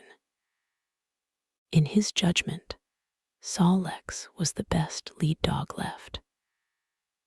Buck sprang upon Sol-Leks in a fury, driving him back and standing in his place. Francois cried, slapping his thighs gleefully. Look at dat Buck. Heem keel dat Spitz. Heem tiink to take de job. Go away, Chook, he cried, but Buck refused to budge. He took Buck by the scruff of the neck, and though the dog growled threateningly, dragged him to one side and replaced Sol-Leks. The old dog did not like it, and showed plainly that he was afraid of Buck. Francois was obdurate, but when he turned his back, Buck again displaced Sol-Leks, who was not at all unwilling to go. Francois was angry. Now, by gar, I feeks you, he cried, coming back with a heavy club in his hand. Buck remembered the man in the red sweater and retreated slowly, nor did he attempt to charge in when Sol-Leks was once more brought forward. But he circled just beyond the range of the club, snarling with bitterness and rage. And while he circled, he watched the club so as to dodge it if thrown by Francois, for he was become wise in the way of clubs. The driver went about his work, and he called to Buck when he was ready to put him in his old place in front of Dave. Buck retreated 2 or 3 steps. Francois followed him up, whereupon he again retreated. After some time of this, Francois threw down the club, thinking that Buck feared a thrashing. But Buck was in open revolt. He wanted not to escape a clubbing, but to have the leadership. It was his by right. He had earned it, and he would not be content with less. Perrault took a hand. Between them, they ran him about for the better part of an hour. They threw clubs at him. He dodged. They cursed him, and his fathers and mothers before him, and all his seed to come after him down to the remotest generation, and every hair on his body and drop of blood in his veins. And he answered curse with snarl, and kept out of their reach. He did not try to run away, but retreated around and around the camp, advertising plainly that when his desire was met, he would come in and be good. Francois sat down and scratched his head. Perrault looked at his watch and swore. Time was flying, and they should have been on the trail an hour gone. Francois scratched his head again. He shook it and grinned sheepishly at the courier, who shrugged his shoulders in sign that they were beaten. Then Francois went up to where Sol-Leks stood and called to Buck. Buck laughed, as dogs laugh, yet kept his distance. Francois unfastened Sol-Leks's traces and put him back in his old place. The team stood harnessed to the sled in an unbroken line, ready for the trail. There was no place for Buck save at the front. Once more Francois called, and once more Buck laughed and kept away. "Tiro down to club," Perrault commanded. Francois complied, whereupon Buck trotted in, laughing triumphantly, and swung around into position at the head of the team. His traces were fastened, the sled broken out, and with both men running, they dashed out on to the river trail. Highly as the dog driver had forevalued Buck, with his two devils he found, while the day was yet young, that he had undervalued. At a bound, Buck took up the duties of leadership, and where judgment was required, and quick thinking and quick acting, he showed himself the superior even of Spitz, of whom Francois had never seen an equal. But it was in giving the law and making his mates live up to it that Buck excelled. Dave and Saw Lex did not mind the change in leadership. It was none of their business. Their business was to toil, and toil mightily in the traces. So long as that were not interfered with, they did not care what happened. Billy, the good-natured, could lead for all they cared, so long as he kept order. The rest of the team, however, had grown unruly during the last days of Spitz, and their surprise was great now that Buck proceeded to lick them into shape. Pike, who pulled at Buck's heels, and who never put an ounce more of his weight against the breastband than he was compelled to do, was swiftly and repeatedly shaken for loafing. And ere the first day was done, he was pulling more than ever before in his life. The first night in camp, Joe, the sour one, was punished roundly, a thing that Spitz had never succeeded in doing. Buck simply smothered him by virtue of superior weight, and cut him up till he ceased snapping and began to whine for mercy. The general tone of the team picked up immediately. It recovered its old-time solidarity, and once more the dogs leaped as one dog in the traces. At the rink rapids, 2 native huskies, Teak and Kuna, were added, and the celerity with which Buck broke them in took away Francois' breath. "Never such a dog as dat Buck," he cried. "No, never. Heem worth $1,000 by gar. Eh, what you say, Perrault?" And Perrault nodded. He was ahead of the record then, and gaining day by day. The trail was in excellent condition, well packed and hard, and there was no new-fallen snow with which to contend. It was not too cold. The temperature dropped to 50 below zero and remained there the whole trip. The men rode and ran by turn, and the dogs were kept on the jump, with but infrequent stoppages. The 30-mile river was comparatively coated with ice, and they covered in one day going out what had taken them 10 days coming in. In one run, they made a 60-mile dash from the foot of Lake LaBarge to the White Horse Rapids. Across Marsh, Tagish, and Bennett, 70 miles of lakes. They flew so fast that the man whose turn it was to run towed behind the sled at the end of a rope. And on the last night of the second week, they topped White Pass and dropped down the sea slope with the lights of Skagway and of the shipping at their feet. It was a record run. Each day for 14 days, they had averaged 40 miles. For 3 days, Perrault and Francois threw chests up and down the main street of Skagway, and were deluged with invitations to drink, while the team was the constant center of a worshipful crowd of dogbusters and mushers. Then 3 or 4 Western bad men aspired to clean out the town, were riddled like pepper boxes for their pains, and public interest turned to other idols. Next came official orders. Francois called Buck to him, threw his arms around him, wept over him. And that was the last of Francois and Perrault. Like other men, they passed out of Buck's life for good.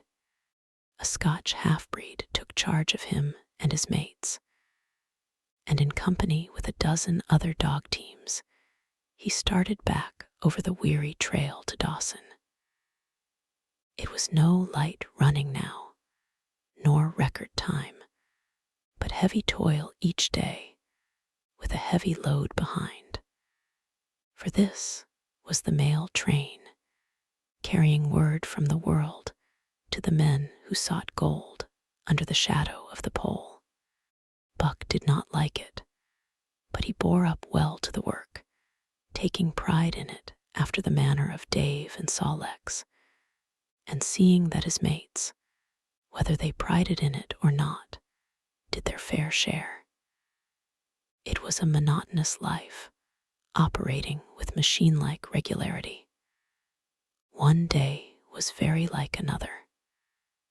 At a certain time each morning the cooks turned out, fires were built, and breakfast was eaten. Then, while some broke camp, others harnessed the dogs, and they were underway an hour or so before the darkness fell which gave warning of dawn. At night, camp was made. Some pitched the flies, others cut firewood and pine boughs for the beds, and still others carried water or ice for the cooks. Also, the dogs were fed. To them, this was the one feature of the day, though it was good to loaf around, after the fish was eaten, for an hour or so with the other dogs, of which there were 50 and odd. There were fierce fighters among them, but 3 battles with the fiercest brought Buck to mastery, so that when he bristled and showed his teeth, they got out of his way. Best of all, perhaps, he loved to lie near the fire, hind legs crouched under him, 4 legs stretched out in front, head raised, and eyes blinking dreamily at the flames. Sometimes he thought of Judge Miller's big house in the sun-kissed Santa Clara Valley, and of the cement swimming tank, and Usable, the Mexican hairless, and Toots, the Japanese pug. But oftener he remembered the man in the red sweater, the death of Curly, the great fight with Spitz, and the good things he had eaten or would like to eat. He was not homesick. The Sunland was very dim and distant, and such memories had no power over him. Far more potent were the memories of his heredity that gave things he had never seen before a seeming familiarity, the instincts, which were but the memories of his ancestors become habits, which had lapsed in later days, and still later in him, quickened and become alive again. Sometimes, as he crouched there, blinking dreamily at the flames, it seemed that the flames were of another fire, and that as he crouched by this other fire, he saw another and different man from the half-breed cook before him. This other man was shorter of leg and longer of arm, with muscles that were stringy and knotty rather than rounded and swelling. The hair of this man was long and matted, and his head slanted back under it from the eyes. He uttered strange sounds, and seemed very much afraid of the darkness, into which he peered continually, clutching in his hand, which hung midway between knee and foot, a stick with a heavy stone made fast to the end. He was all but naked, a ragged and fire-scorched skin hanging part way down his back, but on his body there was much hair. In some places, across the chest and shoulders, and down the outside of the arms and thighs, it was matted into almost a thick fur. He did not stand erect, but with trunk inclined forward from the hips, on legs that bent at the knees. About his body there was a peculiar springiness, or resiliency, almost cat-like, and a quick alertness, as of one who lived in perpetual fear of things seen and unseen. At other times, this hairy man squatted by the fire with head between his legs and slept. On such occasions, his elbows were on his knees, his hands clasped above his head, as though to shed rain by the hairy arms. And beyond that fire, in the circling darkness, Buck could see many gleaming coals, 2 by 2, always 2 by 2, which he knew to be the eyes of great beasts of prey. And he could hear the crashing of their bodies through the undergrowth and the noises they made in the night. And dreaming there by the Yukon bank, with lazy eyes blinking at the fire, these sounds and sights of another world would make the hair to rise along his back and stand on end across his shoulders and up his neck, till he whimpered low and suppressedly, or growled softly, and the half-breed cook shouted at him, "Hey, you Buck, wake up," whereupon the other world would vanish and the real world come into his eyes, and he would get up and yawn and stretch as though he had been asleep. It was a hard trip, with the mail behind them, and the heavy work wore them down. They were short of weight and in poor condition when they made Dawson, and should have had a 10 days or a week's rest at least. But in 2 days' time, they dropped down the Yukon bank from the barracks, loaded with letters for the outside. The dogs were tired, the drivers grumbling, and to make matters worse, it snowed every day. This meant a soft trail, greater friction on the runners, and heavier pulling for the dogs. Yet the drivers were fair through it all, and did their best for the animals. Each night the dogs were attended to first. They ate before the drivers ate, and no man sought his sleeping robe till he had seen to the feet of the dogs he drove. Still, their strength went down. Since the beginning of the winter, they had traveled 1,800 miles, dragging sleds the whole weary distance, and 1,800 miles will tell upon life of the toughest. Buck stood it, keeping his mates up to their work and maintaining discipline, though he, too, was very tired. Billy cried and whimpered regularly in his sleep each night. Joe was sourer than ever, and Sol-Lex was unapproachable, blind side or other side. But it was Dave who suffered most of all. Something had gone wrong with him. He became more morose and irritable, and when camp was pitched at once made his nest, where his driver fed him. Once out of the harness and down, he did not get on his feet again till harness-up time in the morning. Sometimes, in the traces, when jerked by a sudden stoppage of the sled, or by straining to start it, he would cry out with pain. The driver examined him, but could find nothing. All the drivers became interested in his case. They talked it over at mealtime, and over their last pipes before going to bed, and one night they held a consultation. He was brought from his nest to the fire, and was pressed and prodded till he cried out many times.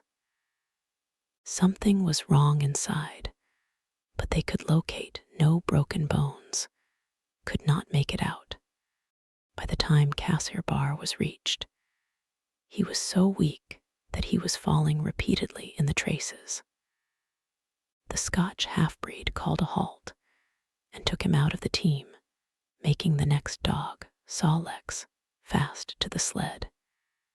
His intention was to rest Dave, letting him run free behind the sled. Sick as he was, Dave resented being taken out, grunting and growling while the traces were unfastened, and whimpering broken-heartedly when he saw Solex in the position he had held and served so long. For the pride of trace and trail was his, and sick unto death, he could not bear that another dog should do his work. When the sled started, he floundered in the soft snow alongside the beaten trail, attacking Solex with his teeth, rushing against him, and trying to thrust him off into the soft snow on the other side, striving to leap inside his traces and get between him and the sled, and all the while whining and yelping and crying with grief and pain. The half-breed tried to drive him away with the whip, but he paid no heed to the stinging lash, and the man had not the heart to strike harder. Dave refused to run quietly on the trail behind the sled, where the going was easy, but continued to flounder alongside in the soft snow, where the going was most difficult, till exhausted. Then he fell, and lay where he fell, howling lugubriously as the long train of sleds churned by. With the last remnant of his strength, he managed to stagger along behind till the train made another stop, when he floundered past the sleds to his own, where he stood alongside Solex. His driver lingered a moment to get a light for his pipe from the man behind.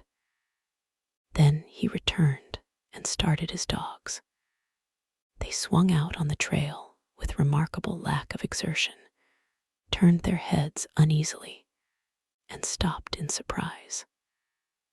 The driver was surprised, too. The sled had not moved. He called his comrades to witness the sight.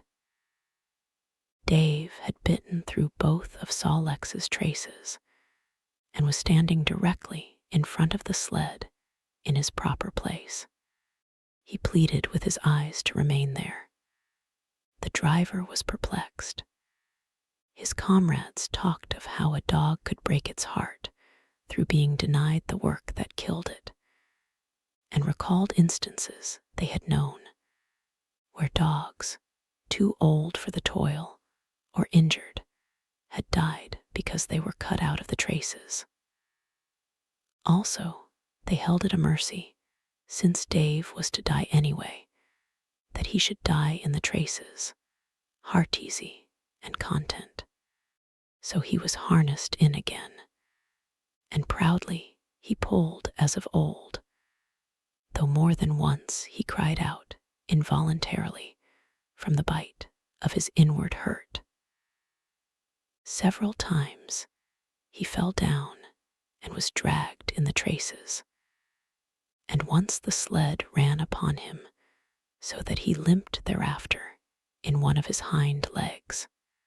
He held out till camp was reached, when his driver made a place for him by the fire. Morning found him too weak to travel. At harness-up time, he tried to crawl to his driver. By convulsive efforts, he got on his feet, staggered, and fell. Then he wormed his way forward slowly toward where the harnesses were being put on his mates. He would advance his 4 legs and drag up his body with a sort of hitching movement, when he would advance his 4 legs and hitch ahead again for a few more inches. His strength left him, and the last his mates saw of him, he lay gasping in the snow and yearning toward them. But they could hear him mournfully howling till they passed out of sight behind a belt of river timber. Here the train was halted. The Scotch half-breed slowly retraced his steps to the camp they had left. The men ceased talking. A revolver shot rang out. The man came back hurriedly. The whips snapped. The bells tinkled merrily. The sleds churned along the trail.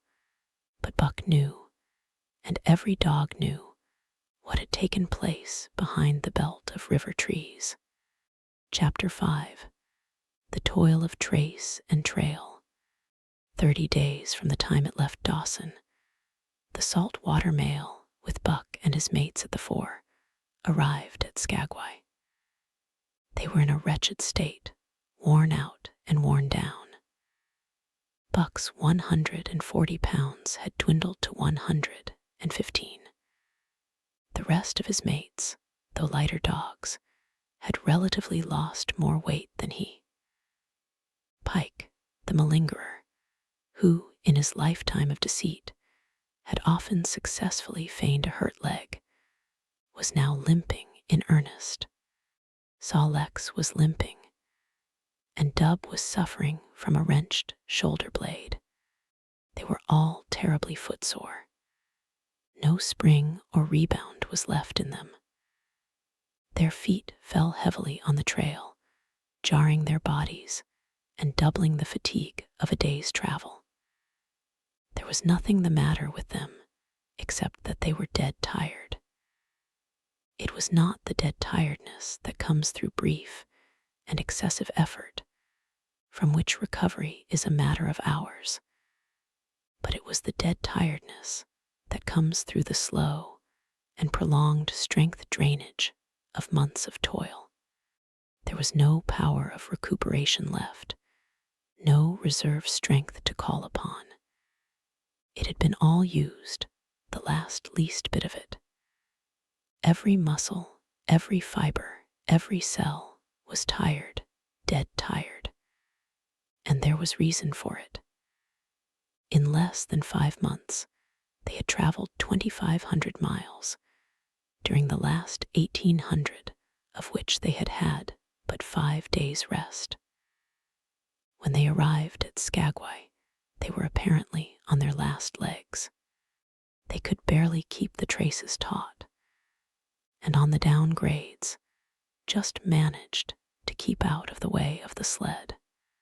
Mush on, poor sore feets, the driver encouraged them as they tottered down the main street of Skagway. Dis is de laws. Den we get one long raise. For sure. One bully long raise.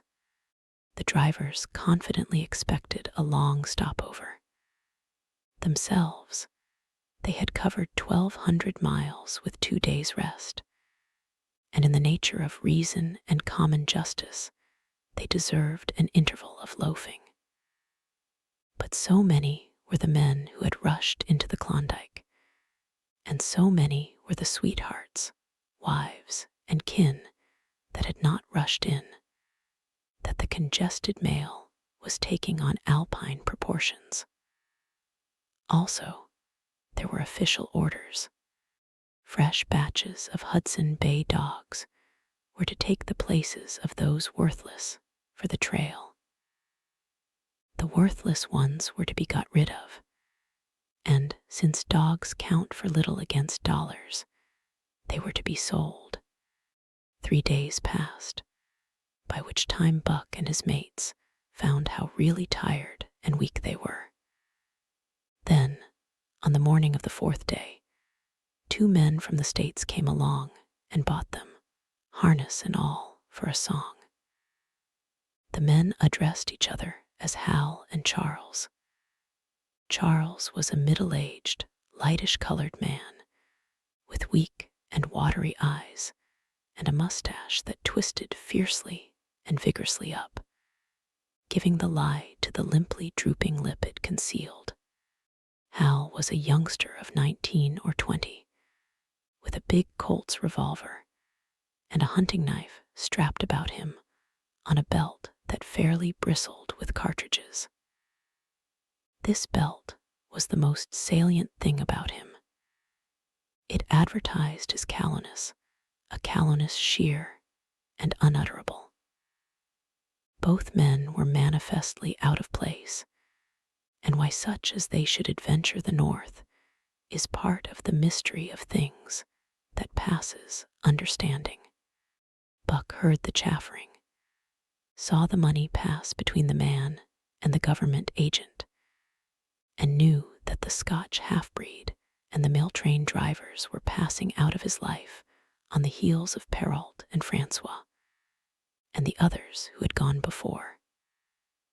When driven with his mates to the new owner's camp, Buck saw a slipshod and slovenly affair, tent half stretched, dishes unwashed, everything in disorder. Also, he saw a woman.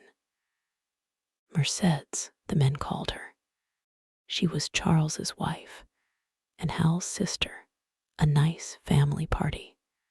Buck watched them apprehensively as they proceeded to take down the tent and load the sled.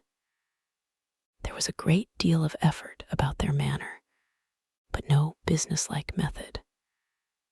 The tent was rolled into an awkward bundle 3 times as large as it should have been. The tin dishes were packed away unwashed. Mercedes continually fluttered in the way of her men and kept up an unbroken chattering of remonstrance and advice. When they put a clothes sack on the front of the sled, she suggested it should go on the back. And when they had put it on the back and covered it over with a couple of other bundles, she discovered overlooked articles which could abide nowhere else but in that very sack, and they unloaded again. 3 men from a neighboring tent came out and looked on, grinning and winking at one another. "You've got a right smart load as it is," said one of them, "and it's not me should tell you your business, but I wouldn't tote that tent along if I was you." "Undreamed of," cried Mercedes, throwing up her hands in dainty dismay. "However in the world could I manage without a tent? It's springtime, and you won't get any more cold weather," the man replied. She shook her head decidedly, and Charles and Hal put the last odds and ends on top the mountainous load. "Think it'll ride?" one of the men asked. "Why shouldn't it?" Charles demanded rather shortly. "Oh, that's all right, that's all right," the man hastened meekly to say. "I was just wonderin', that is all. It seemed a mite top-heavy." Charles turned his back and drew the lashings down as well as he could, which was not in the least well. "And of course, the dogs can hike along all day with that contraption behind them," affirmed a second of the men. "Certainly," said Hal, with freezing politeness, taking hold of the gee-pole with one hand and swinging his whip from the other. "Mush," he shouted. "Mush on there." The dogs sprang against the breastbands, strained hard for a few moments, then relaxed. They were unable to move the sled. "The lazy brutes, I'll show them," he cried, preparing to lash out at them with the whip. But Mercedes interfered, crying, "Oh, Hal, you mustn't," as she caught hold of the whip and wrenched it from him. "The poor dears. Now, you must promise you won't be harsh with them for the rest of the trip, or I won't go a step. Precious lot you know about dogs," her brother sneered, "and I wish you'd leave me alone. They're lazy, I tell you, and you've got to whip them to get anything out of them. That's their way. You ask anyone, ask one of those men. Mercedes looked at them imploringly. Untold repugnance at sight of pain written in her pretty face. They're weak as water, if you want to know, came the reply from one of the men. Plumb tuckered out, that's what's the matter. They need a rest. Rest be blanked, said Hal, with his beardless lips, and Mercedes said, oh, in pain and sorrow at the oath. But she was a clannish creature, and rushed at once to the defense of her brother. Never mind that man, she said pointedly. You're driving our dogs, and you do what you think best with them. Again Hal's whip fell upon the dogs. They threw themselves against the breastbands, dug their feet into the packed snow, got down low to it, and put forth all their strength. The sled held as though it were an anchor. After 2 efforts, they stood still, panting. The whip was whistling savagely when once more Mercedes interfered. She dropped on her knees before Buck, with tears in her eyes, and put her arms around his neck. You poor, poor dears, she cried sympathetically.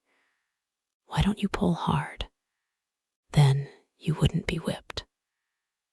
Buck did not like her, but he was feeling too miserable to resist her, taking it as part of the day's miserable work. One of the onlookers, who had been clenching his teeth to suppress hot speech, now spoke up. It's not that I care a whoop what becomes of you, but for the dogs' sakes, I just want to tell you, you can help them a mighty lot by breaking out that sled. The runners are froze fast. Throw your weight against the G-pole, right and left, and break it out. A 3rd time the attempt was made, but this time, following the advice, Hal broke out the runners, which had been frozen to the snow. The overloaded and unwieldy sled forged ahead, Buck and his mates struggling frantically under the rain of blows. 100 yards ahead the path turned and sloped steeply into the main street. It would have required an experienced man to keep the top-heavy sled upright, and Hal was not such a man. As they swung on the turn, the sled went over, spilling half its load through the loose lashings. The dogs never stopped. The lightened sled bounded on its side behind them. They were angry because of the ill treatment they had received and the unjust load. Buck was raging. He broke into a run, the team following his lead. Hal cried, "Whoa, whoa," but they gave no heed. He tripped and was pulled off his feet.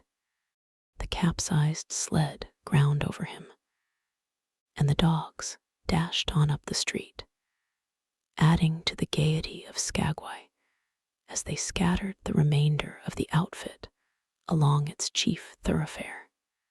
Kind-hearted citizens caught the dogs and gathered up the scattered belongings. Also, they gave advice. Half the load and twice the dogs, if they ever expected to reach Dawson, was what was said. Hal and his sister and brother-in-law listened unwillingly, pitched tent, and overhauled the outfit. Canned goods were turned out that made men laugh, for canned goods on the long trail is a thing to dream about. Blankets for a hotel, quoth one of the men who laughed and helped. Half as many is too much, get rid of them. Throw away that tent and all those dishes. Who's going to wash them anyway?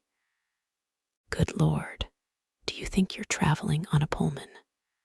And so it went, the inexorable elimination of the superfluous.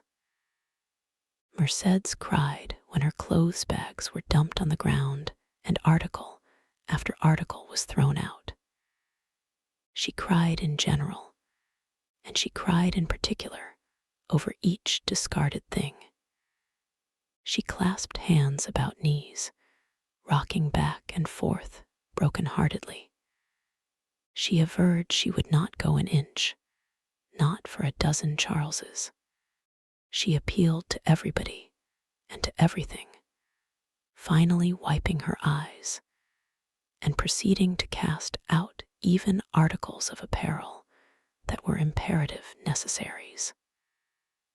And in her zeal, when she had finished with her own, she attacked the belongings of her men and went through them like a tornado. This accomplished, the outfit, though cut in half, was still a formidable bulk. Charles and Hal went out in the evening and bought 6 outside dogs. These, added to the 6 of the original team, and Teak and Kuna, the huskies obtained at the Rink Rapids on the record trip, brought the team up to 14.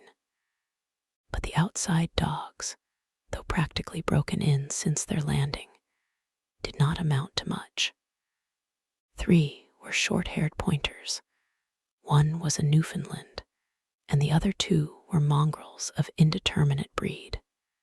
They did not seem to know anything, these newcomers. Buck and his comrades looked upon them with disgust, and though he speedily taught them their places and what not to do, he could not teach them what to do. They did not take kindly to trace and trail. With the exception of the 2 mongrels, they were bewildered and spirit-broken by the strange, savage environment in which they found themselves, and by the ill treatment they had received. The 2 mongrels were without spirit at all. Bones were the only things breakable about them. With the newcomers hopeless and forlorn, and the old team worn out by 2,500 miles of continuous trail, the outlook was anything but bright. The 2 men, however, were quite cheerful, and they were proud, too. They were doing the thing in style, with 14 dogs. They had seen other sleds depart over the pass for Dawson, or come in from Dawson, but never had they seen a sled with so many as 14 dogs. In the nature of Arctic travel, there was a reason why 14 dogs should not drag one sled, and that was that one sled could not carry the food for 14 dogs. But Charles and Hal did not know this. They had worked the trip out with a pencil. So much to a dog, so many dogs, so many days. QED Mercedes looked over their shoulders and nodded comprehensively.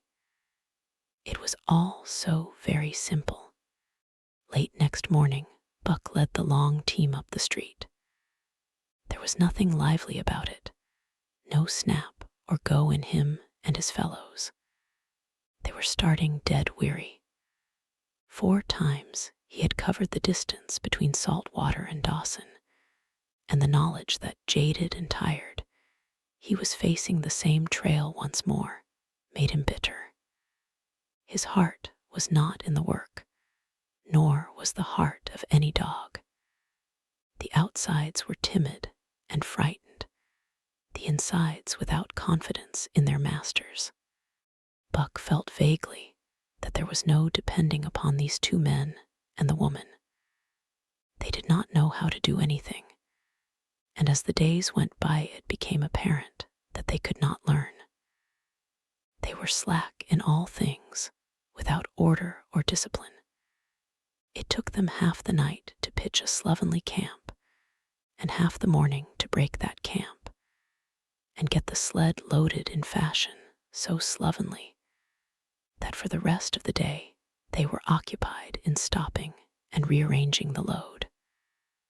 Some days they did not make 10 miles. On other days, they were unable to get started at all. and on no day did they succeed in making more than half the distance used by the men as a basis in their dog food computation. It was inevitable that they should go short on dog food, but they hastened it by overfeeding, bringing the day nearer when underfeeding would commence. The outside dogs, whose digestions had not been trained by chronic famine to make the most of little, had voracious appetites. And when, in addition to this, the worn-out huskies pulled weakly, Hal decided that the orthodox ration was too small. He doubled it.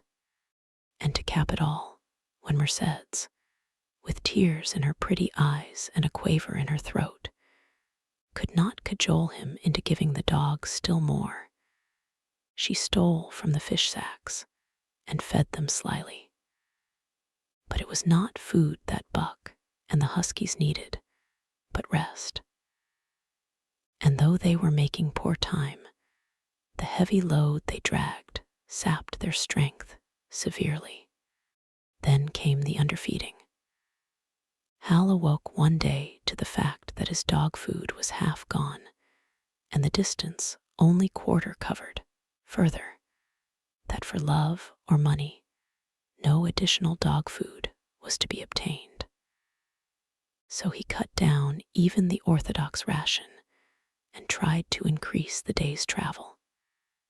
His sister and brother-in-law seconded him, but they were frustrated by their heavy outfit and their own incompetence.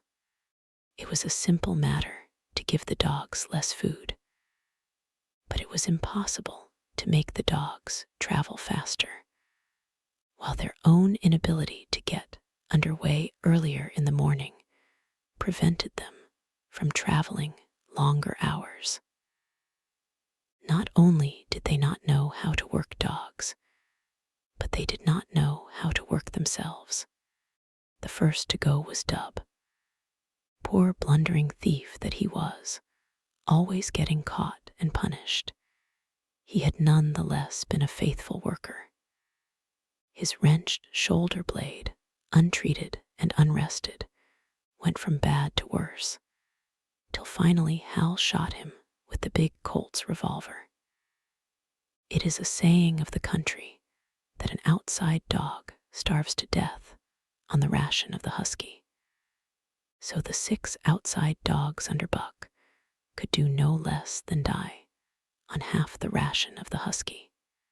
The Newfoundland went first, followed by the 3 short-haired pointers, the 2 mongrels hanging more grittily on to life, but going in the end.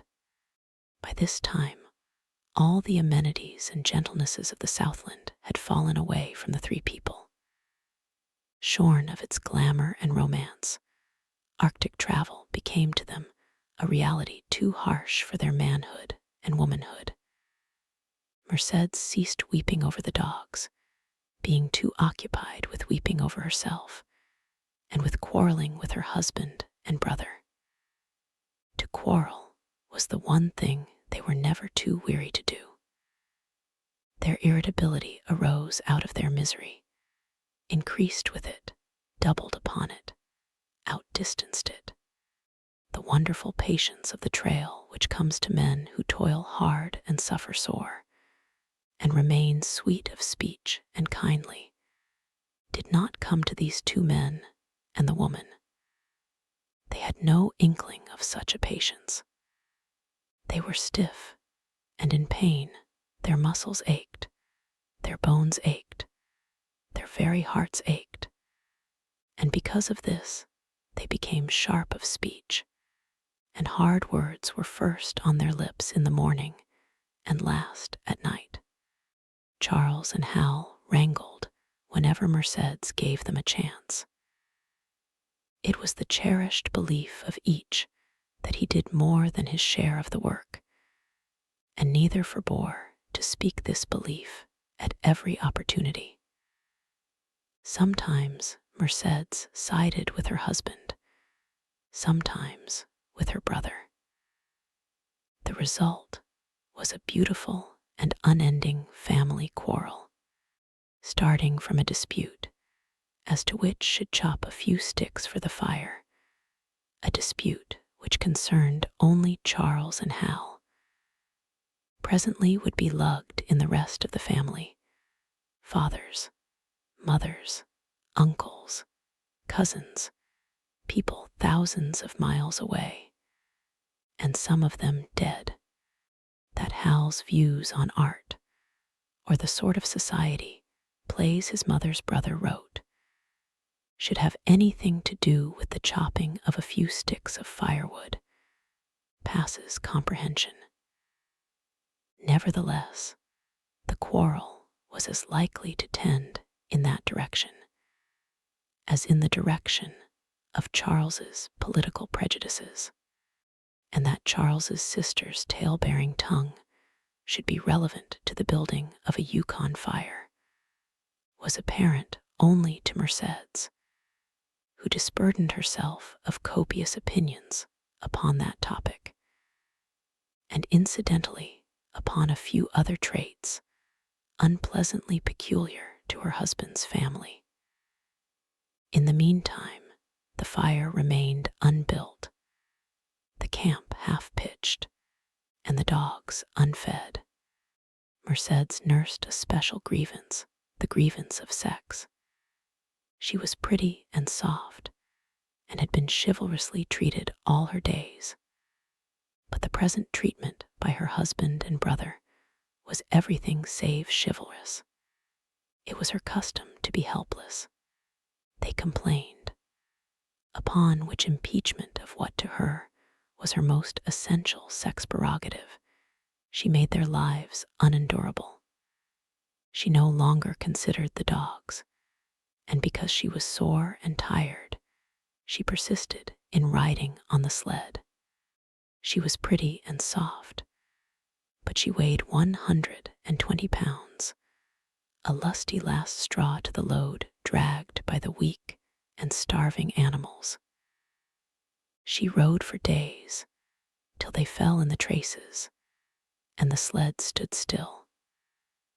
Charles and Hal begged her to get off and walk, pleaded with her, entreated, the while she wept and importuned heaven with a recital of their brutality. On one occasion, they took her off the sled by main strength. They never did it again.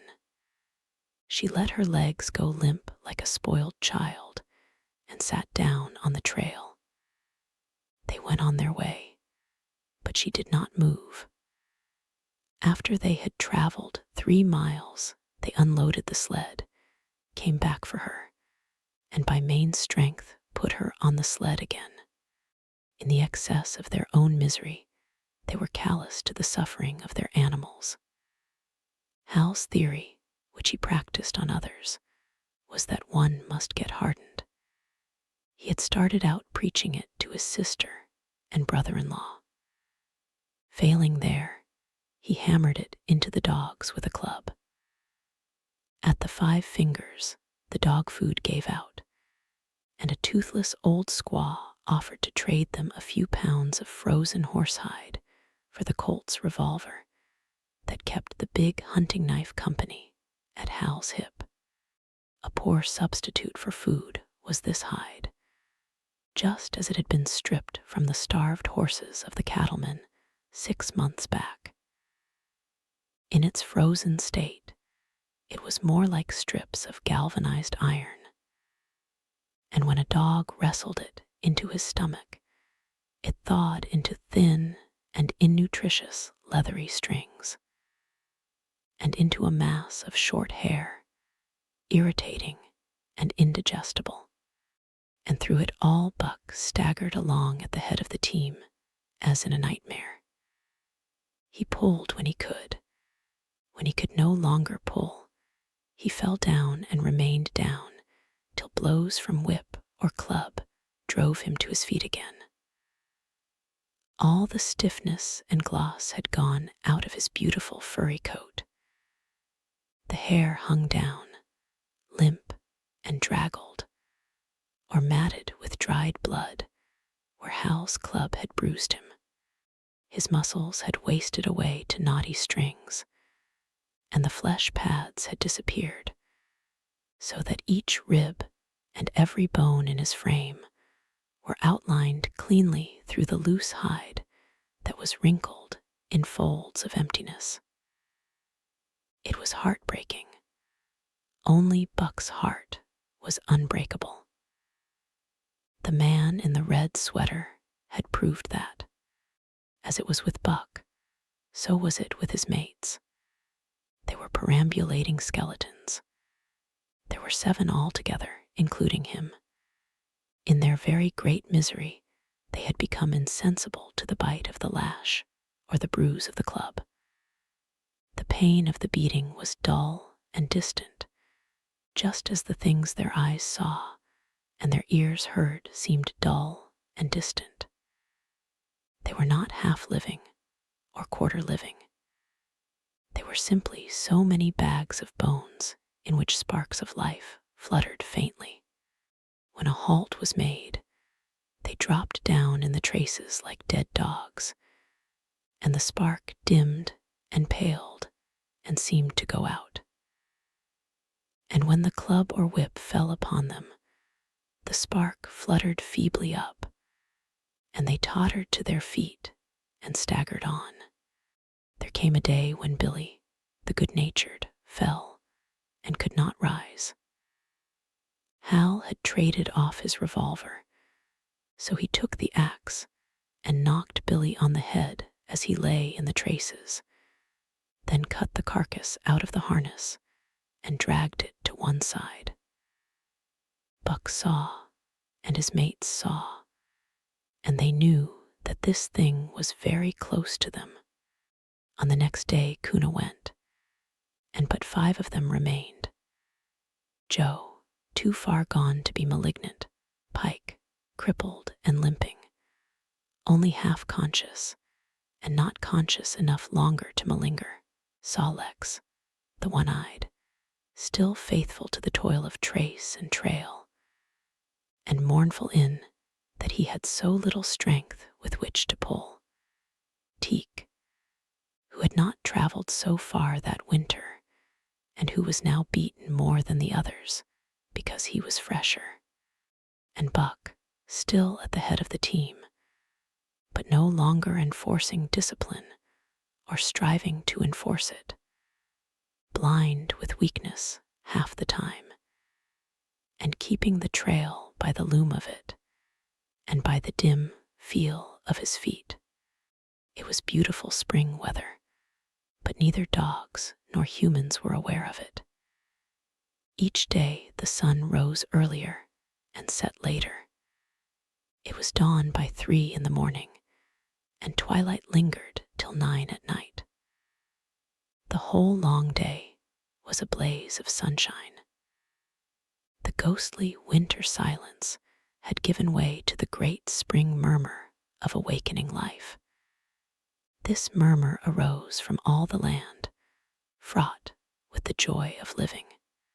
It came from the things that lived and moved again, things which had been as dead and which had not moved during the long months of frost. The sap was rising in the pines. The willows and aspens were bursting out in young buds. Shrubs and vines were putting on fresh garbs of green. Crickets sang in the nights, and in the days, all manner of creeping, crawling things rustled forth into the sun. Partridges and woodpeckers were booming and knocking in the forest. Squirrels were chattering, birds singing, and overhead honked the wildfowl driving up from the south in cunning wedges that split the air. From every hill slope came the trickle of running water, the music of unseen fountains. All things were thawing, bending, snapping. The Yukon was straining to break loose the ice that bound it down. It ate away from beneath, the sun ate from above. air holes formed, fissures sprang and spread apart, while thin sections of ice fell through bodily into the river.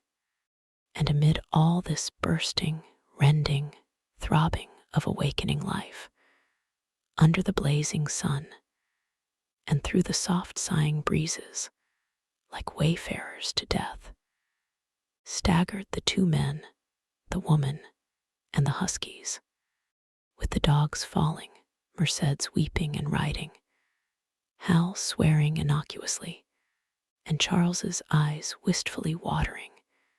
They staggered into John Thornton's camp at the mouth of White River. When they halted, the dogs dropped down as though they had all been struck dead. Mercedes dried her eyes and looked at John Thornton. Charles sat down on a log to rest.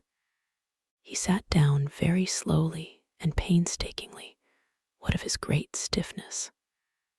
Hal did the talking. John Thornton was whittling the last touches on an axe handle he had made from a stick of birch. He whittled and listened, gave monosyllabic replies, and when it was asked, terse advice. He knew the breed, and he gave his advice in the certainty that it would not be followed. They told us up above that the bottom was dropping out of the trail, and that the best thing for us to do was to lay over. Hal said, in response to Thornton's warning, to take no more chances on the rotten ice. They told us we couldn't make White River, and here we are. This last, with a sneering ring of triumph in it. And they told you true, John Thornton answered.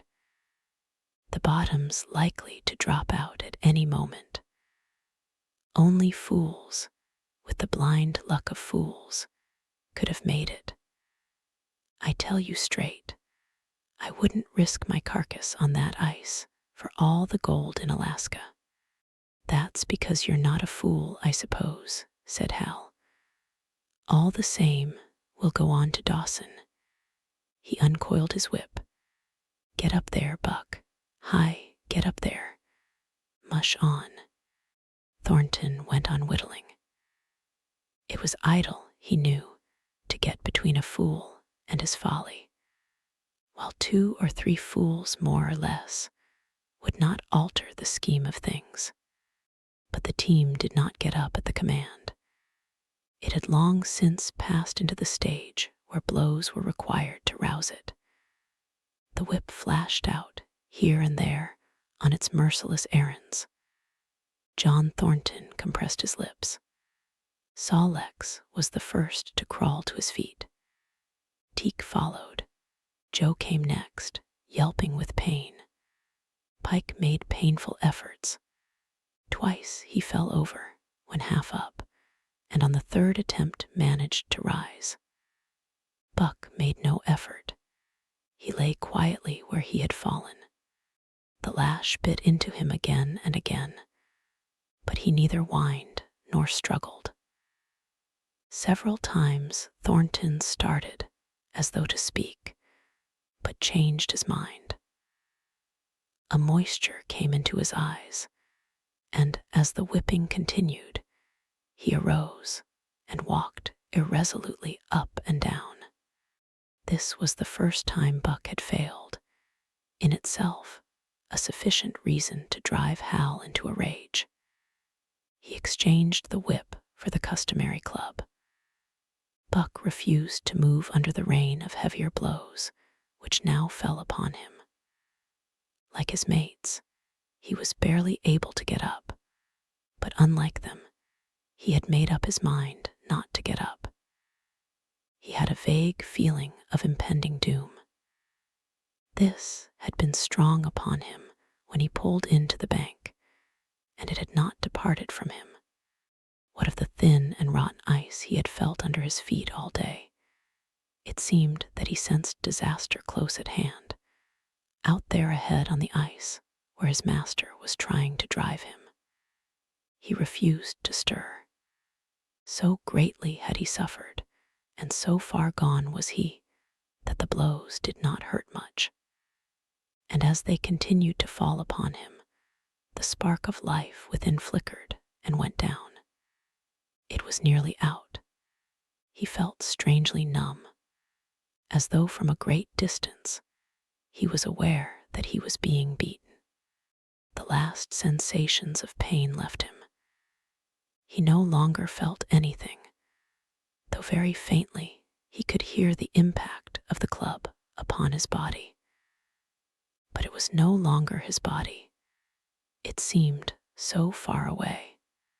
And then, suddenly, without warning, uttering a cry that was inarticulate and more like the cry of an animal, John Thornton sprang upon the man who wielded the club. Hal was hurled backward as though struck by a falling tree. Mercedes screamed. Charles looked on wistfully, wiped his watery eyes, but did not get up because of his stiffness. John Thornton stood over Buck, struggling to control himself, too convulsed with rage to speak. "If you strike that dog again, I'll kill you," he at last managed to say in a choking voice. "It's my dog," Hal replied, wiping the blood from his mouth as he came back. "Get out of my way, or I'll fix you. I'm going to Dawson." Thornton stood between him and Buck, and evinced no intention of getting out of the way. Hal drew his long hunting knife. Mercedes screamed, cried, laughed, and manifested the chaotic abandonment of hysteria. Thornton rapped Hal's knuckles with the axe handle, knocking the knife to the ground. He rapped his knuckles again as he tried to pick it up. Then he stooped, picked it up himself, and with 2 strokes cut Buck's traces. Hal had no fight left in him. Besides, his hands were full with his sister, or his arms, rather, while Buck was too near dead to be of further use in hauling the sled. A few minutes later, they pulled out from the bank and down the river. Buck heard them go and raised his head to see. Pike was leading, Sol-Leks was at the wheel, and between were Joe and Teak. They were limping and staggering. Mercedes was riding the loaded sled. Hal guided at the gee-pole, and Charles stumbled along in the rear. As Buck watched them, Thornton knelt beside him, and with rough, kindly hands searched for broken bones. By the time his search had disclosed nothing more than many bruises and a state of terrible starvation, the sled was a 1/4 mile away. Dog and man watched it crawling along over the ice. Suddenly, they saw its back end drop down, as into a rut, and the gee-pole, with Hal clinging to it, jerk into the air. Mercedes' scream came to their ears. They saw Charles turn and make 1 step to run back, and then a whole section of ice give way, and dogs and humans disappear. A yawning hole was all that was to be seen. The bottom had dropped out of the trail. John Thornton and Buck looked at each other. "You poor devil," said John Thornton, and Buck licked his hand. Chapter 6. For the Love of a Man. When John Thornton froze his feet in the previous December, his partners had made him comfortable and left him to get well, going on themselves up the river to get out a raft of saw logs for Dawson. He was still limping slightly at the time he rescued Buck, but with the continued warm weather even the slight limp left him. And here, lying by the river bank through the long spring days, watching the running water, listening lazily to the songs of birds and the hum of nature, Buck slowly won back his strength. A rest comes very good after one has traveled 3,000 miles, and it must be confessed that Buck waxed lazy as his wounds healed. His muscles swelled out, and the flesh came back to cover his bones. For that matter, they were all loafing, Buck, John Thornton, and Skeet and Nig, waiting for the raft to come that was to carry them down to Dawson. Skeet was a little Irish setter who early made friends with Buck, who, in a dying condition, was unable to resent her first advances.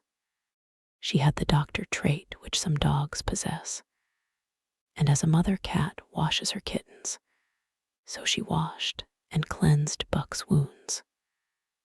Regularly, each morning after he had finished his breakfast, she performed her self-appointed task, till he came to look for her ministrations as much as he did for Thornton's. Nig, equally friendly, though less demonstrative, was a huge black dog, half bloodhound and half deerhound, with eyes that laughed and a boundless good nature. To Buck's surprise, these dogs manifested no jealousy toward him. They seemed to share the kindliness and lardness of John Thornton. As Buck grew stronger, they enticed him into all sorts of ridiculous games, in which Thornton himself could not forbear to join. And in this fashion, Buck romped through his convalescence and into a new existence. Love, genuine, passionate love, was his for the first time.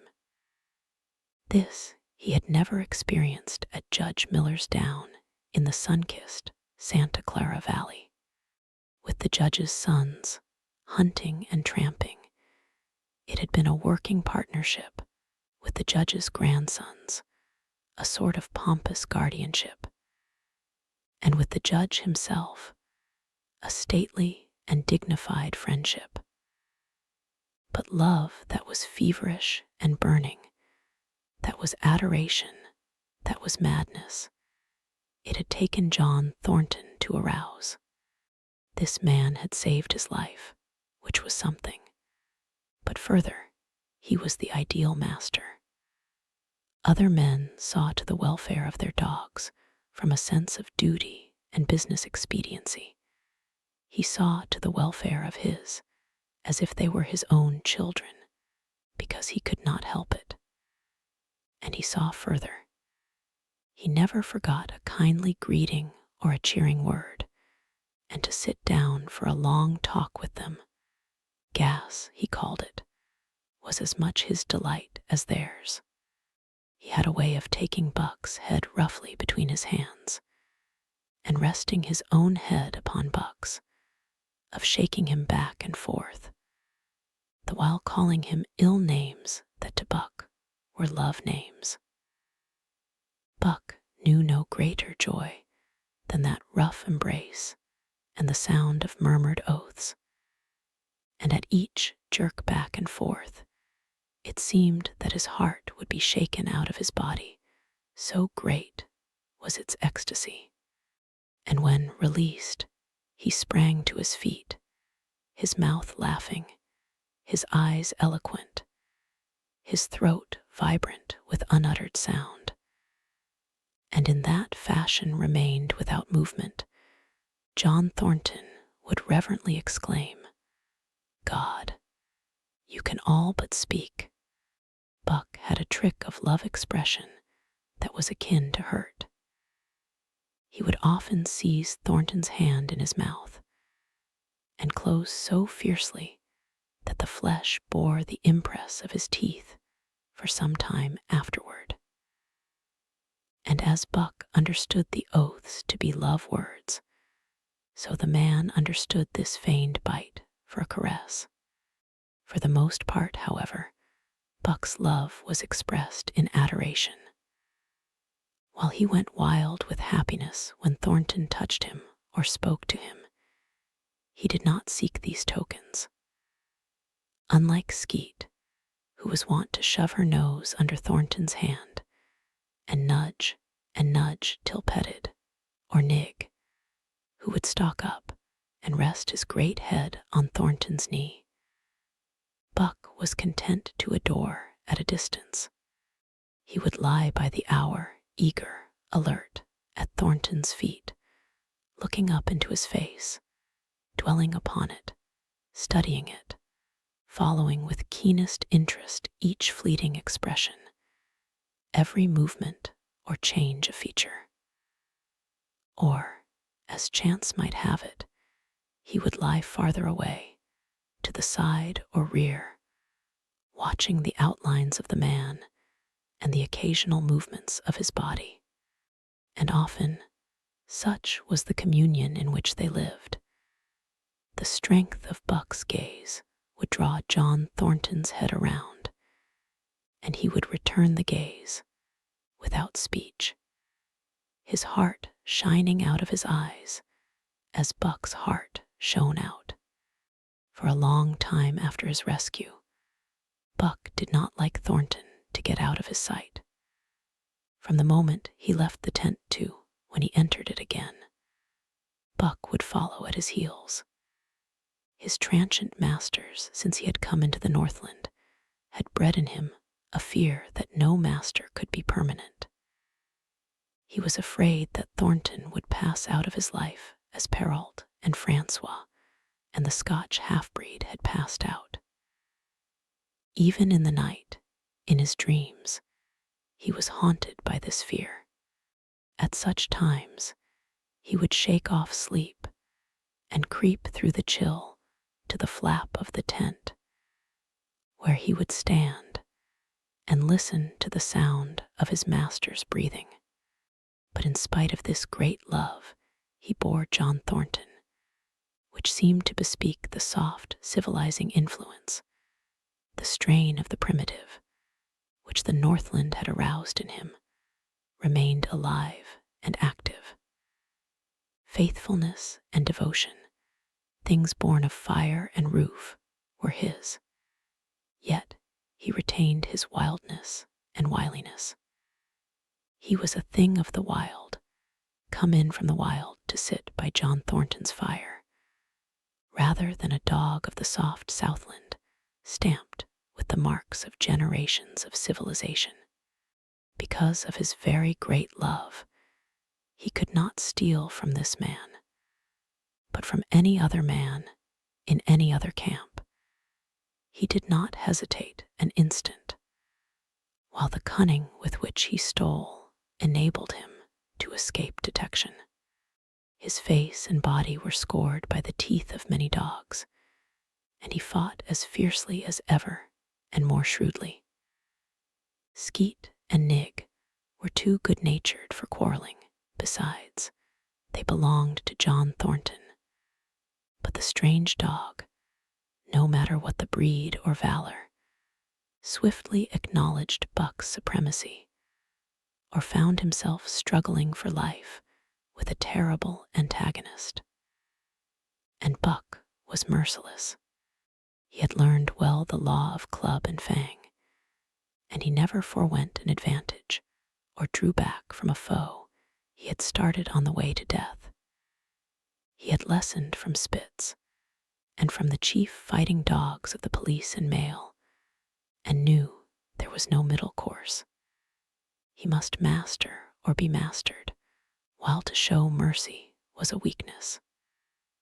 Mercy did not exist in the primordial life. It was misunderstood for fear, and such misunderstandings made for death. Kill or be killed, eat or be eaten, was the law. And this mandate, down out of the depths of time, he obeyed. He was older than the days he had seen and the breaths he had drawn. He linked the past with the present, and the eternity behind him throbbed through him in a mighty rhythm to which he swayed as the tides and seasons swayed. He sat by John Thornton's fire, a broad-breasted dog, white-fanged and long-furred, But behind him were the shades of all manner of dogs, half-wolves and wild wolves, urgent and prompting, tasting the savor of the meat he ate, thirsting for the water he drank, scenting the wind with him, listening with him, and telling him the sounds made by the wild life in the forest, dictating his moods, directing his actions, lying down to sleep with him when he lay down, and dreaming with him and beyond him, and becoming themselves the stuff of his dreams. So peremptorily did these shades beckon him, that each day mankind and the claims of mankind slipped farther from him.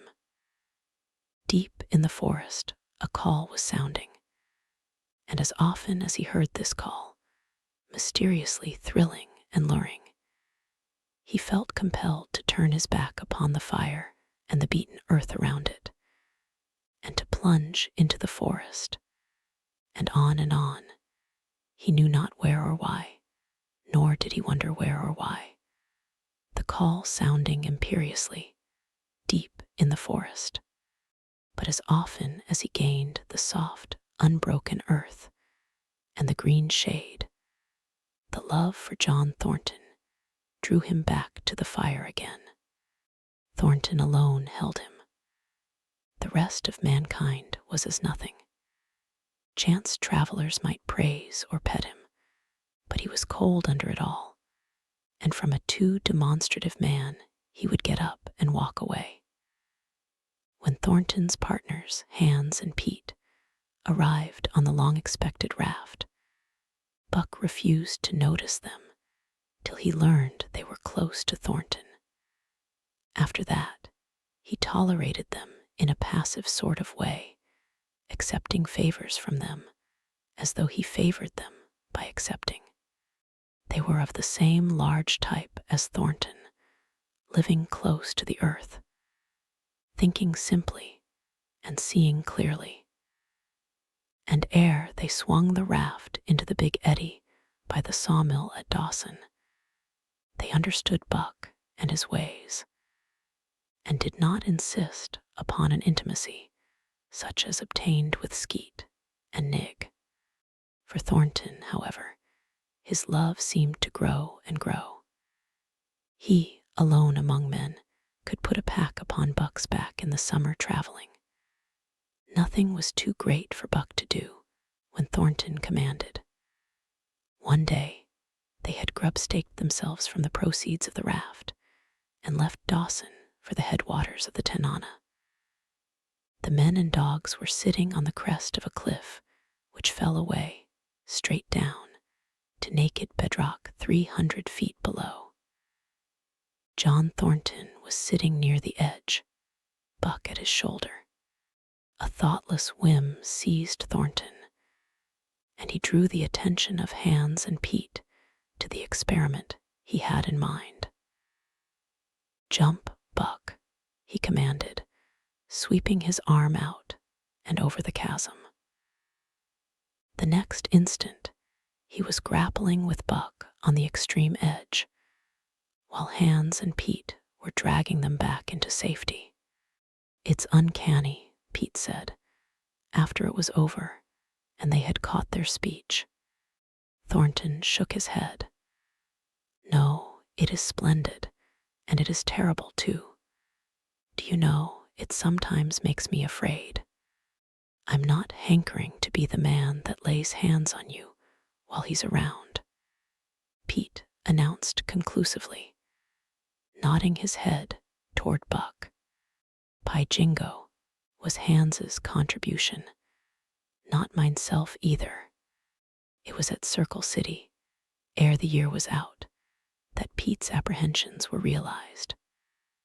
Black Burton, a man evil-tempered and malicious, had been picking a quarrel with a tenderfoot at the bar, when Thornton stepped good-naturedly between.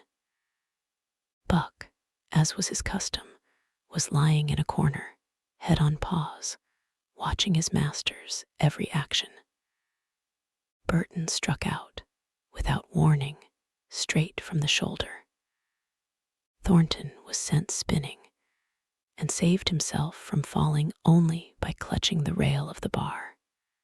Those who were looking on heard what was neither bark nor yelp, but a something which is best described as a roar, and they saw Buck's body rise up in the air as he left the floor for Burton's throat. The man saved his life by instinctively throwing out his arm, but was hurled backward to the floor with Buck on top of him. Buck loosed his teeth from the flesh of the arm and drove in again for the throat. This time, the man succeeded only in partly blocking, and his throat was torn open. Then the crowd was upon Buck, and he was driven off. But while a surgeon checked the bleeding, he prowled up and down, growling furiously, attempting to rush in, and being forced back by an array of hostile clubs. A miners' meeting, called on the spot, decided that the dog had sufficient provocation, and Buck was discharged. But his reputation was made, and from that day his name spread through every camp in Alaska. Later on, in the fall of the year, he saved John Thornton's life in quite another fashion. The three partners were lining a long and narrow poling boat down a bad stretch of rapids on the 40-mile creek. Hans and Pete moved along the bank, snubbing with a thin manila rope from tree to tree, while Thornton remained in the boat, helping its descent by means of a pole and shouting directions to the shore. Buck, on the bank, worried and anxious, kept abreast of the boat, his eyes never off his master. At a particularly bad spot, where a ledge of barely submerged rocks jutted out into the river, Hans cast off the rope, and while Thornton poled the boat out into the stream, ran down the bank with the end in his hand to snub the boat when it had cleared the ledge. This it did, and was flying downstream in a current as swift as a mill race, when Hans checked it with the rope, and checked too suddenly. The boat flirted over and snubbed into the bank bottom up, while Thornton, flung sheer out of it, was carried downstream toward the worst part of the rapids, a stretch of wild water in which no swimmer could live. Buck had sprung in on the instant, and at the end of 300 yards, amid a mad swirl of water, he overhauled Thornton. When he felt him grasp his tail, Buck headed for the bank, swimming with all his splendid strength. But the progress shoreward was slow, the progress downstream amazingly rapid. From below came the fatal roaring where the wild current went wilder and was rent in shreds and spray by the rocks, which thrust through like the teeth of an enormous comb. The suck of the water as it took the beginning of the last steep pitch was frightful, and Thornton knew that the shore was impossible. He scraped furiously over a rock, bruised across a second, and struck a third with crushing force. He clutched its slippery top with both hands, releasing Buck, and above the roar of the churning water shouted, "Go, Buck, go." Buck could not hold his own and swept on downstream, struggling desperately, but unable to win back. When he heard Thornton's command repeated, he partly reared out of the water, throwing his head high, as though for a last look, then turned obediently toward the bank. He swam powerfully and was dragged ashore by Pete and Hans at the very point where swimming ceased to be possible and destruction began. They knew that the time a man could cling to a slippery rock in the face of that driving current was a matter of minutes, and they ran as fast as they could up the bank to a point far above where Thornton was hanging on. They attached the line with which they had been snubbing the boat to Buck's neck and shoulders, being careful that it should neither strangle him nor impede his swimming, and launched him into the stream. He struck out boldly, but not straight enough into the stream. He discovered the mistake too late, when Thornton was abreast of him, and a bare half-dozen strokes away, while he was being carried helplessly past. Hands promptly snubbed with the rope, as though Buck were a boat. The rope thus tightening on him in the sweep of the current, he was jerked under the surface, and under the surface he remained till his body struck against the bank and he was hauled out. He was half drowned, and Hans and Pete threw themselves upon him, pounding the breath into him and the water out of him. He staggered to his feet and fell down. The faint sound of Thornton's voice came to them, and though they could not make out the words of it, they knew that he was in his extremity. His master's voice acted on Buck like an electric shock. He sprang to his feet and ran up the bank ahead of the men to the point of his previous departure. Again the rope was attached and he was launched, and again he struck out, but this time straight into the stream. He had miscalculated once, but he would not be guilty of it a second time. Hans paid out the rope, permitting no slack, while Pete kept it clear of coils. Buck held on till he was on a line straight above Thornton. Then he turned, and with the speed of an express train, headed down upon him. Thornton saw him coming, and as Buck struck him like a battering ram, with the whole force of the current behind him, he reached up and closed with both arms around the shaggy neck. Hans snubbed the rope around the tree, and Buck and Thornton were jerked under the water. Strangling, suffocating, sometimes one uppermost, and sometimes the other, dragging over the jagged bottom, smashing against rocks and snags, they veered in to the bank. Thornton came to, belly downward, and being violently propelled back and forth across a drift log by Hans and Pete.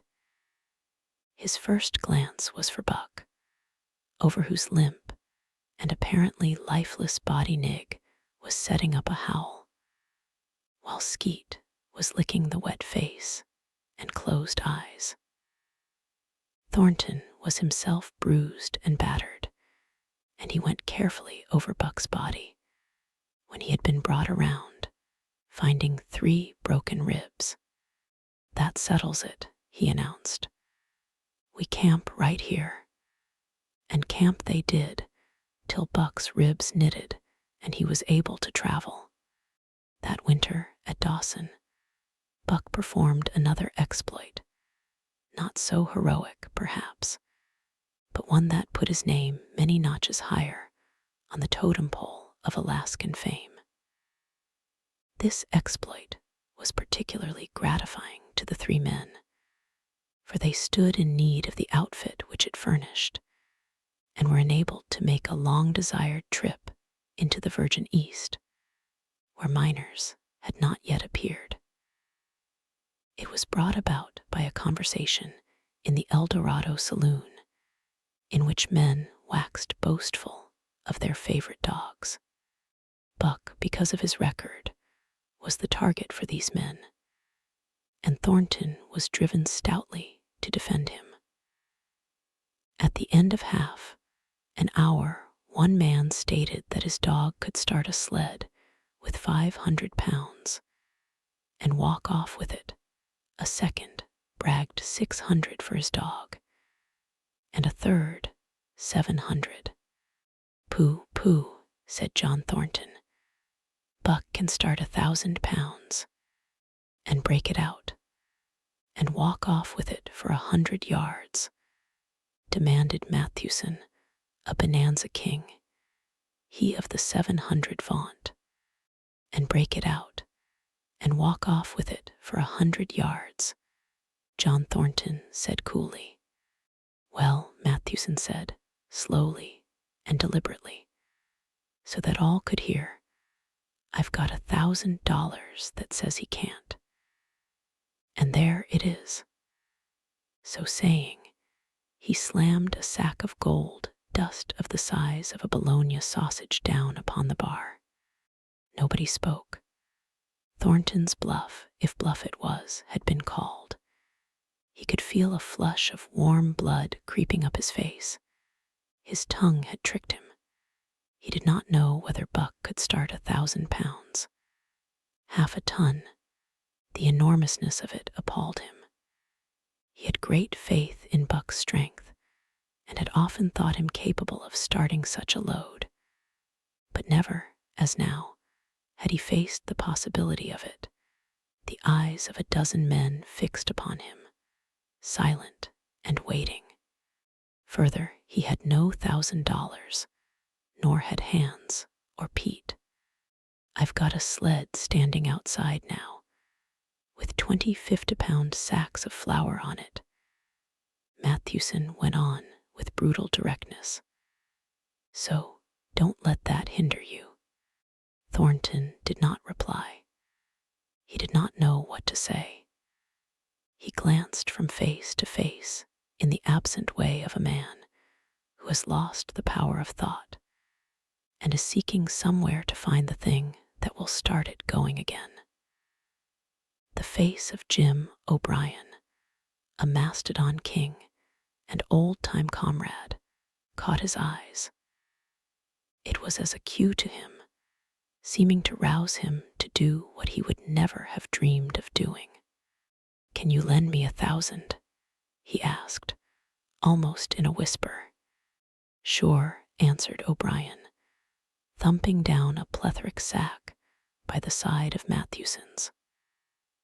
Though it's little faith I'm having, John, that the beast can do the trick. The Eldorado emptied its occupants into the street to see the test. The tables were deserted, and the dealers and gamekeepers came forth to see the outcome of the wager and to lay odds. Several hundred men, furred and mittened, banked around the sled within easy distance. Mathewson's sled, loaded with 1,000 pounds of flour, had been standing for a couple of hours, and in the intense cold, it was 60 below zero. The runners had frozen fast to the hard-packed snow. Men offered odds of 2 to 1 that Buck could not budge the sled. A quibble arose concerning the phrase, break out. O'Brien contended it was Thornton's privilege to knock the runners loose, leaving Buck to break it out from a dead standstill. Mathewson insisted that the phrase included breaking the runners from the frozen grip of the snow. A majority of the men who had witnessed the making of the bet decided in his favor, whereat the odds went up to 3 to 1 against Buck. There were no takers. Not a man believed him capable of the feat. Thornton had been hurried into the wager, heavy with doubt. And now that he looked at the sled itself, the concrete fact, with the regular team of 10 dogs curled up in the snow before it, the more impossible the task appeared. Mathewson waxed jubilant. 3 to 1, he proclaimed. I'll lay you another 1,000 at that figure, Thornton. What do you say? Thornton's doubt was strong in his face, but his fighting spirit was aroused. The fighting spirit that soars above odds fails to recognize the impossible and is deaf to all save the clamor for battle. He called Hans and Pete to him. Their sacks were slim, and with his own, the three partners could rake together only $200. In the ebb of their fortunes, this sum was their total capital, yet they laid it unhesitatingly against Matthewson's 600. The team of 10 dogs was unhitched, and Buck, with his own harness, was put into the sled. He had caught the contagion of the excitement, and he felt that in some way he must do a great thing for John Thornton. Murmurs of admiration at his splendid appearance went up. He was in perfect condition, without an ounce of superfluous flesh, and the 150 pounds that he weighed were so many pounds of grit and virility. His furry coat shone with the sheen of silk. Down the neck and across the shoulders, his mane, in repose as it was, half bristled and seemed to lift with every movement, as though excess of vigor made each particular hair alive and active. The great breast and heavy forelegs were no more than in proportion with the rest of the body, where the muscles showed in tight rolls underneath the skin. Men felt these muscles and proclaimed them hard as iron, and the odds went down to 2 to 1. Gad, sir, stuttered a member of the latest dynasty, a king of the Skookum benches. I offer you 800 for him, sir, before the test, sir. 800, just as he stands. Thornton shook his head and stepped to Buck's side. You must stand off from him, Matthewson protested. Free play and plenty of room. The crowd fell silent. Only could be heard the voices of the gamblers vainly offering 2 to 1. Everybody acknowledged Buck, a magnificent animal, but 20 50-pound sacks of flour bulked too large in their eyes for them to loosen their pouch strings. Thornton knelt down by Buck's side. He took his head in his 2 hands and rested cheek on cheek. He did not playfully shake him, as was his wont, or murmur soft love curses, but he whispered in his ear. As you love me, Buck, as you love me, was what he whispered. Buck whined with suppressed eagerness. The crowd was watching curiously. The affair was growing mysterious. It seemed like a conjuration. As Thornton got to his feet, Buck seized his mittened hand between his jaws, pressing in with his teeth and releasing slowly, half reluctantly. It was the answer in terms not of speech, but of love. Thornton stepped well back. Now, Buck, he said. Buck tightened the traces, then slacked them for a matter of several inches. It was the way he had learned. Gee, Thornton's voice rang out, sharp in the tense silence. Buck swung to the right, ending the movement in a plunge that took up the slack, and with a sudden jerk, arrested his 150 pounds. The load quivered, and from under the runners arose a crisp crackling. "Haw," Thornton commanded. Buck duplicated the maneuver, this time to the left. The crackling turned into a snapping, the sled pivoting, and the runners slipping and grating several inches to the side. The sled was broken out. Men were holding their breaths, intensely unconscious of the fact. Now mush. Thornton's command cracked out like a pistol shot. Buck threw himself forward, tightening the traces with a jarring lunge. His whole body was gathered compactly together in the tremendous effort, the muscles writhing and nodding like live things under the silky fur. His great chest was low to the ground, his head forward and down, while his feet were flying like mad, the claws scarring the hard-packed snow in parallel grooves. The sled swayed and trembled, half started forward. One of his feet slipped, and one man groaned aloud. Then the sled lurched ahead in what appeared a rapid succession of jerks, though it never really came to a dead stop again. Half an inch, 2 inches. The jerks perceptibly diminished. As the sled gained momentum, he caught them up, till it was moving steadily along. Men gasped and began to breathe again, unaware that for a moment they had ceased to breathe. Thornton was running behind, encouraging Buck with short, cheery words. The distance had been measured off, and as he neared the pile of firewood which marked the end of the 100 yards, a cheer began to grow and grow, which burst into a roar as he passed the firewood and halted at command. Every man was tearing himself loose, even Matthewson. Hats and mittens were flying in the air. Men were shaking hands. It did not matter with whom, and bubbling over in a general, incoherent babel. But Thornton fell on his knees beside Buck. Head was against head, and he was shaking him back and forth. Those who hurried up heard him cursing Buck, and he cursed him long and fervently, and softly and lovingly. Gad, sir, spluttered the Skookum Bench King. I'll give you 1,000 for him, sir. 1,000, sir, 1,200, sir. Thornton rose to his feet. His eyes were wet. The tears were streaming frankly down his cheeks.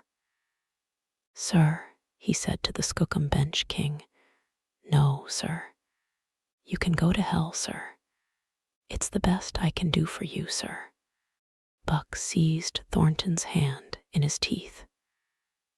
Thornton shook him back and forth. As though animated by a common impulse, the onlookers drew back to a respectful distance, nor were they again indiscreet enough to interrupt. Chapter 7.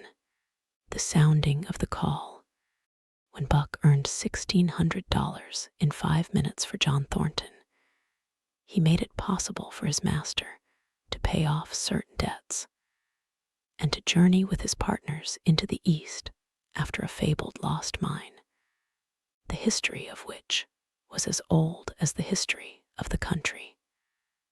Many men had sought it, few had found it, and more than a few there were who had never returned from the quest. This lost mine was steeped in tragedy and shrouded in mystery. No one knew of the first man. The oldest tradition stopped before it got back to him. From the beginning, there had been an ancient and ramshackle cabin. Dying men had sworn to it, and to the mine, the site of which it marked, clinching their testimony with nuggets that were unlike any known grade of gold in the Northland. But no living man had looted this treasure house, and the dead were dead, wherefore John Thornton and Pete in hands, with Buck and half a dozen other dogs, faced into the east on an unknown trail to achieve where men and dogs as good as themselves had failed. They sledded 70 miles up the Yukon, swung to the left into the Stewart River, past the Mayo and the McQuestion, and held on until the Stewart itself became a streamlet, threading the upstanding peaks which marked the backbone of the continent. John Thornton asked little of man or nature. He was unafraid of the wild.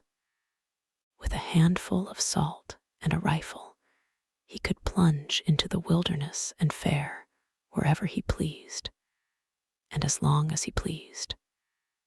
Being in no haste, Indian fashion, he hunted his dinner in the course of the day's travel, and if he failed to find it, like the Indian, he kept on traveling, secure in the knowledge that sooner or later he would come to it. So on this great journey into the East, straight meat was the bill of fare. Ammunition and tools principally made up the load on the sled, and the time card was drawn upon the limitless future. To Buck it was boundless delight, this hunting, fishing, and indefinite wandering through strange places.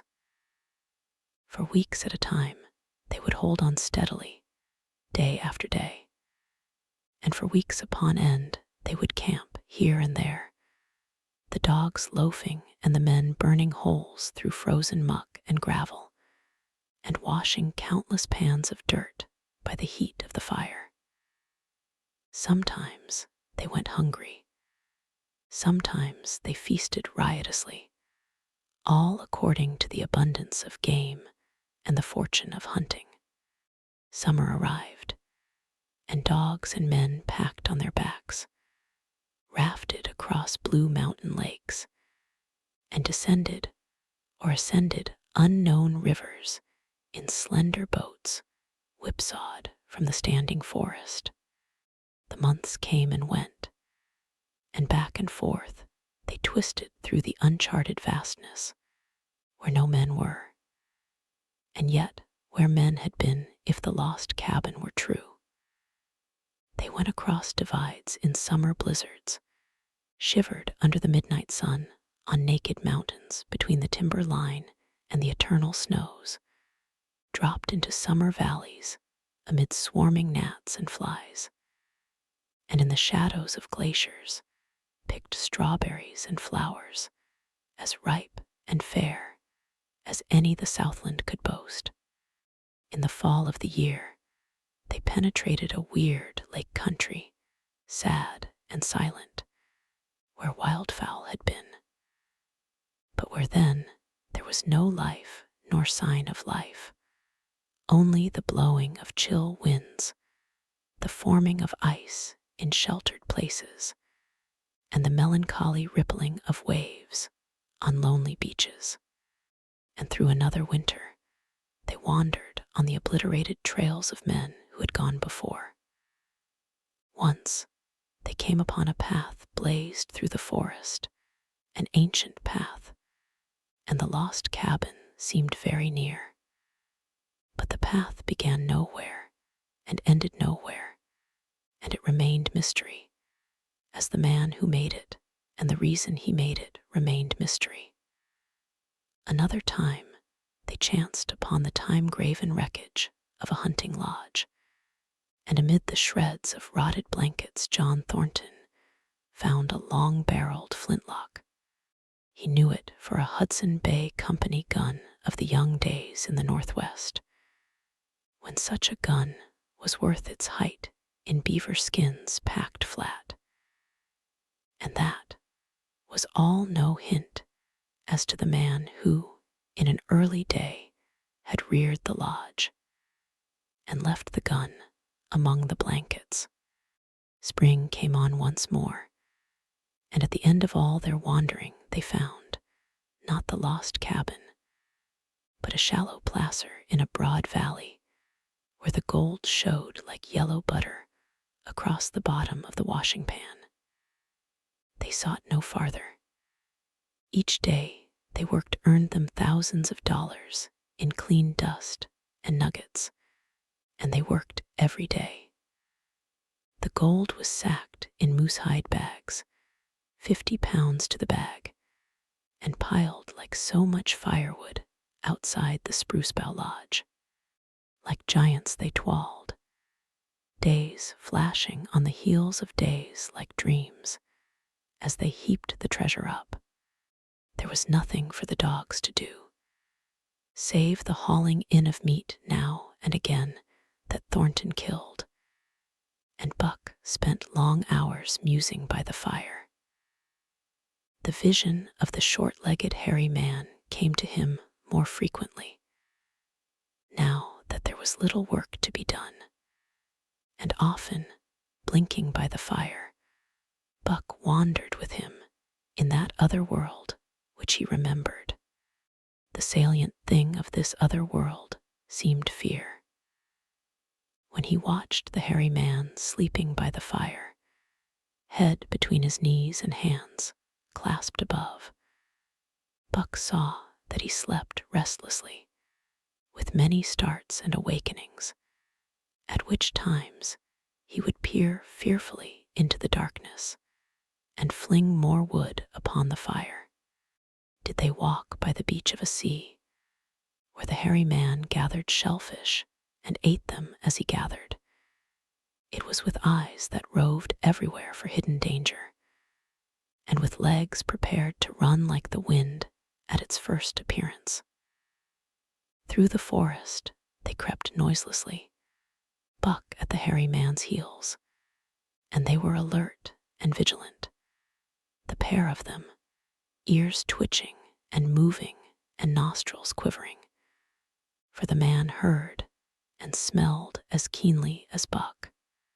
The hairy man could spring up into the trees and travel ahead as fast as on the ground, swinging by the arms from limb to limb, sometimes a dozen feet apart, letting go and catching, never falling, never missing his grip.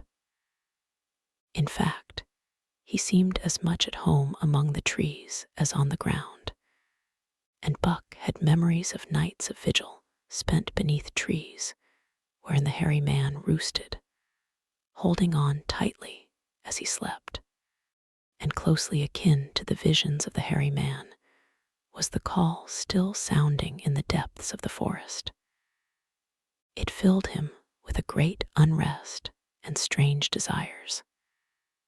It caused him to feel a vague, sweet gladness, and he was aware of wild yearnings and stirrings for he knew not what. Sometimes he pursued the call into the forest, looking for it as though it were a tangible thing, barking softly or defiantly, as the mood might dictate.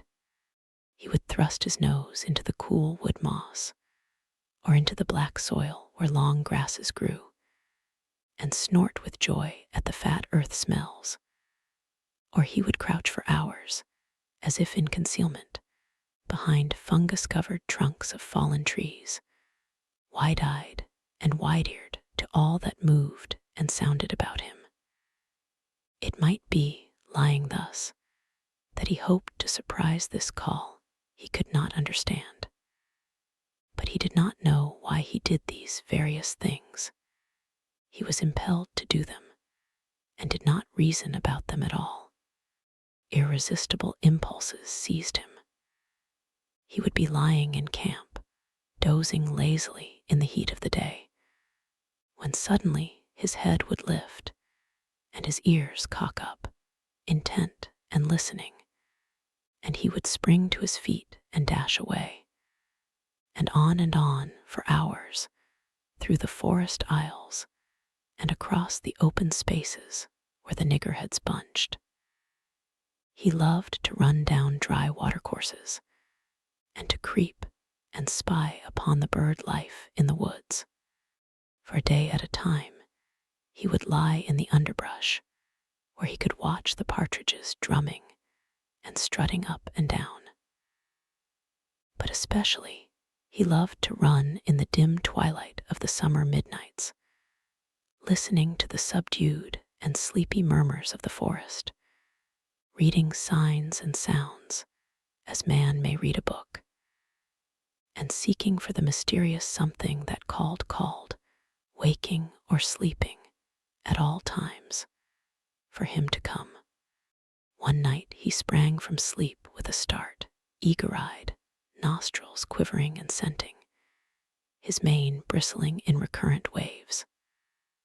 From the forest came the call, or one note of it, for the call was many-noted, distinct and definite as never before, a long-drawn howl, like yet unlike any noise made by husky dog.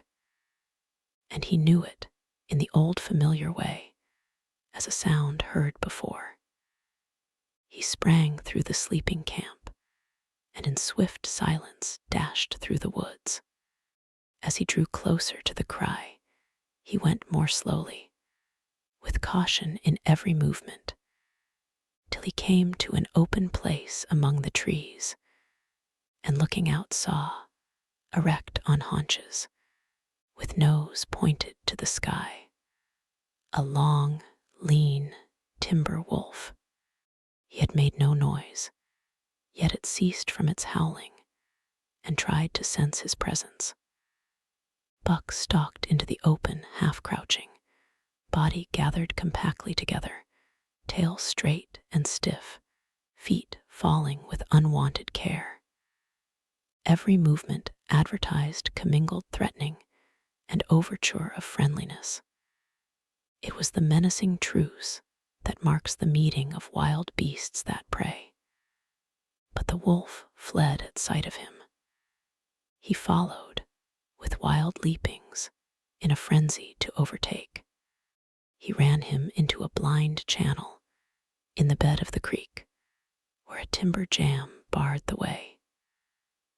The wolf whirled about, pivoting on his hind legs after the fashion of Joe, and of all cornered husky dogs, snarling and bristling, clipping his teeth together in a continuous and rapid succession of snaps.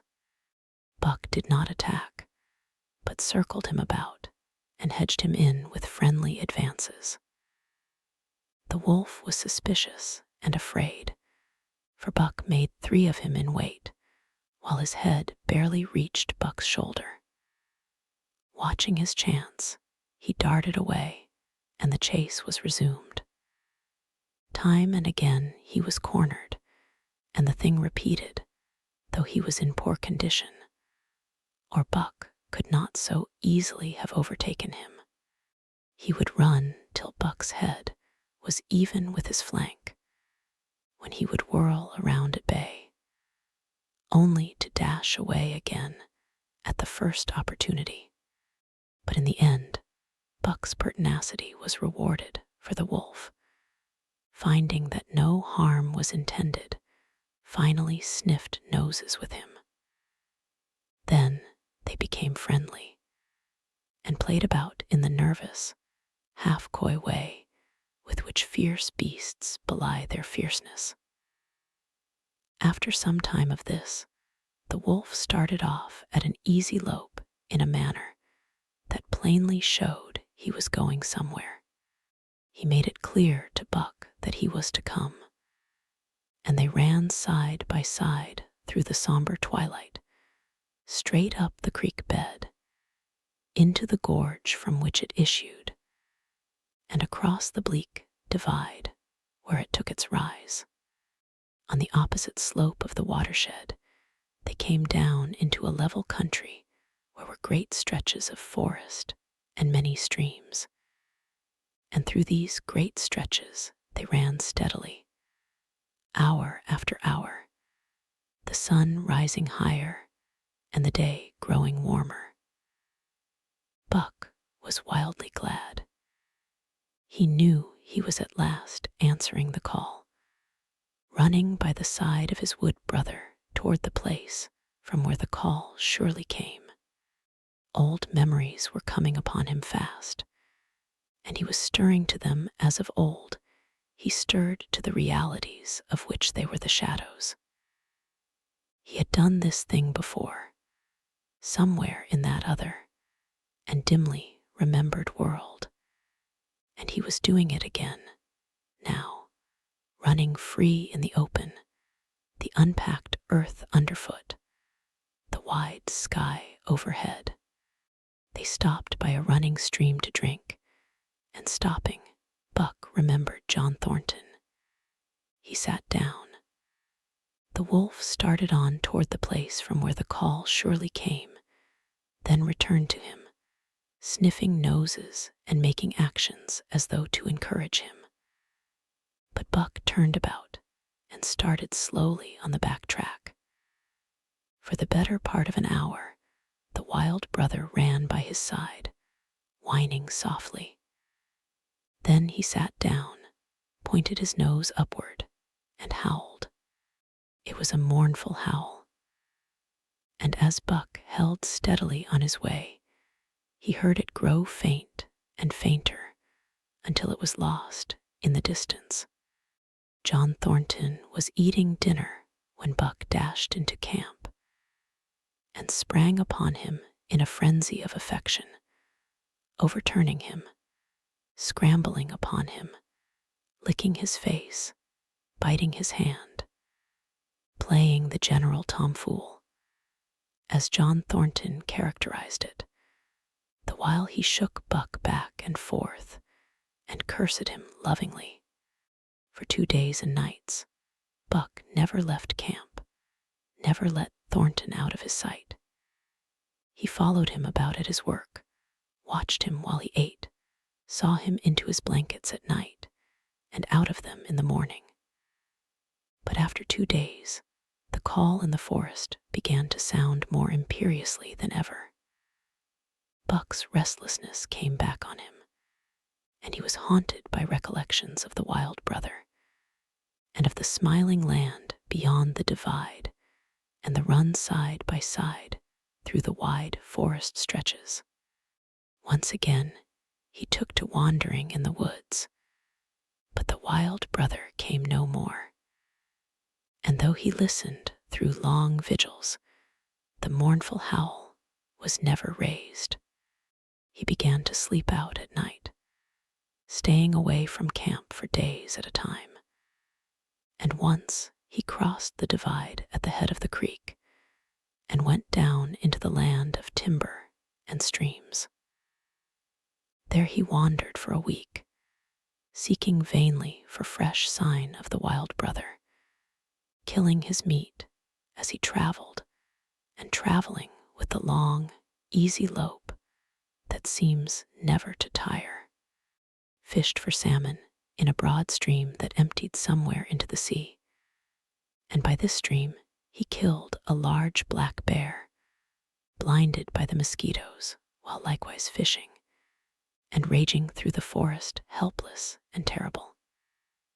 Even so, it was a hard fight, and it aroused the last latent remnants of Buck's ferocity. And 2 days later, when he returned to his kill and found a dozen wolverines quarreling over the spoil, he scattered them like chaff, and those that fled left 2 behind who would quarrel no more.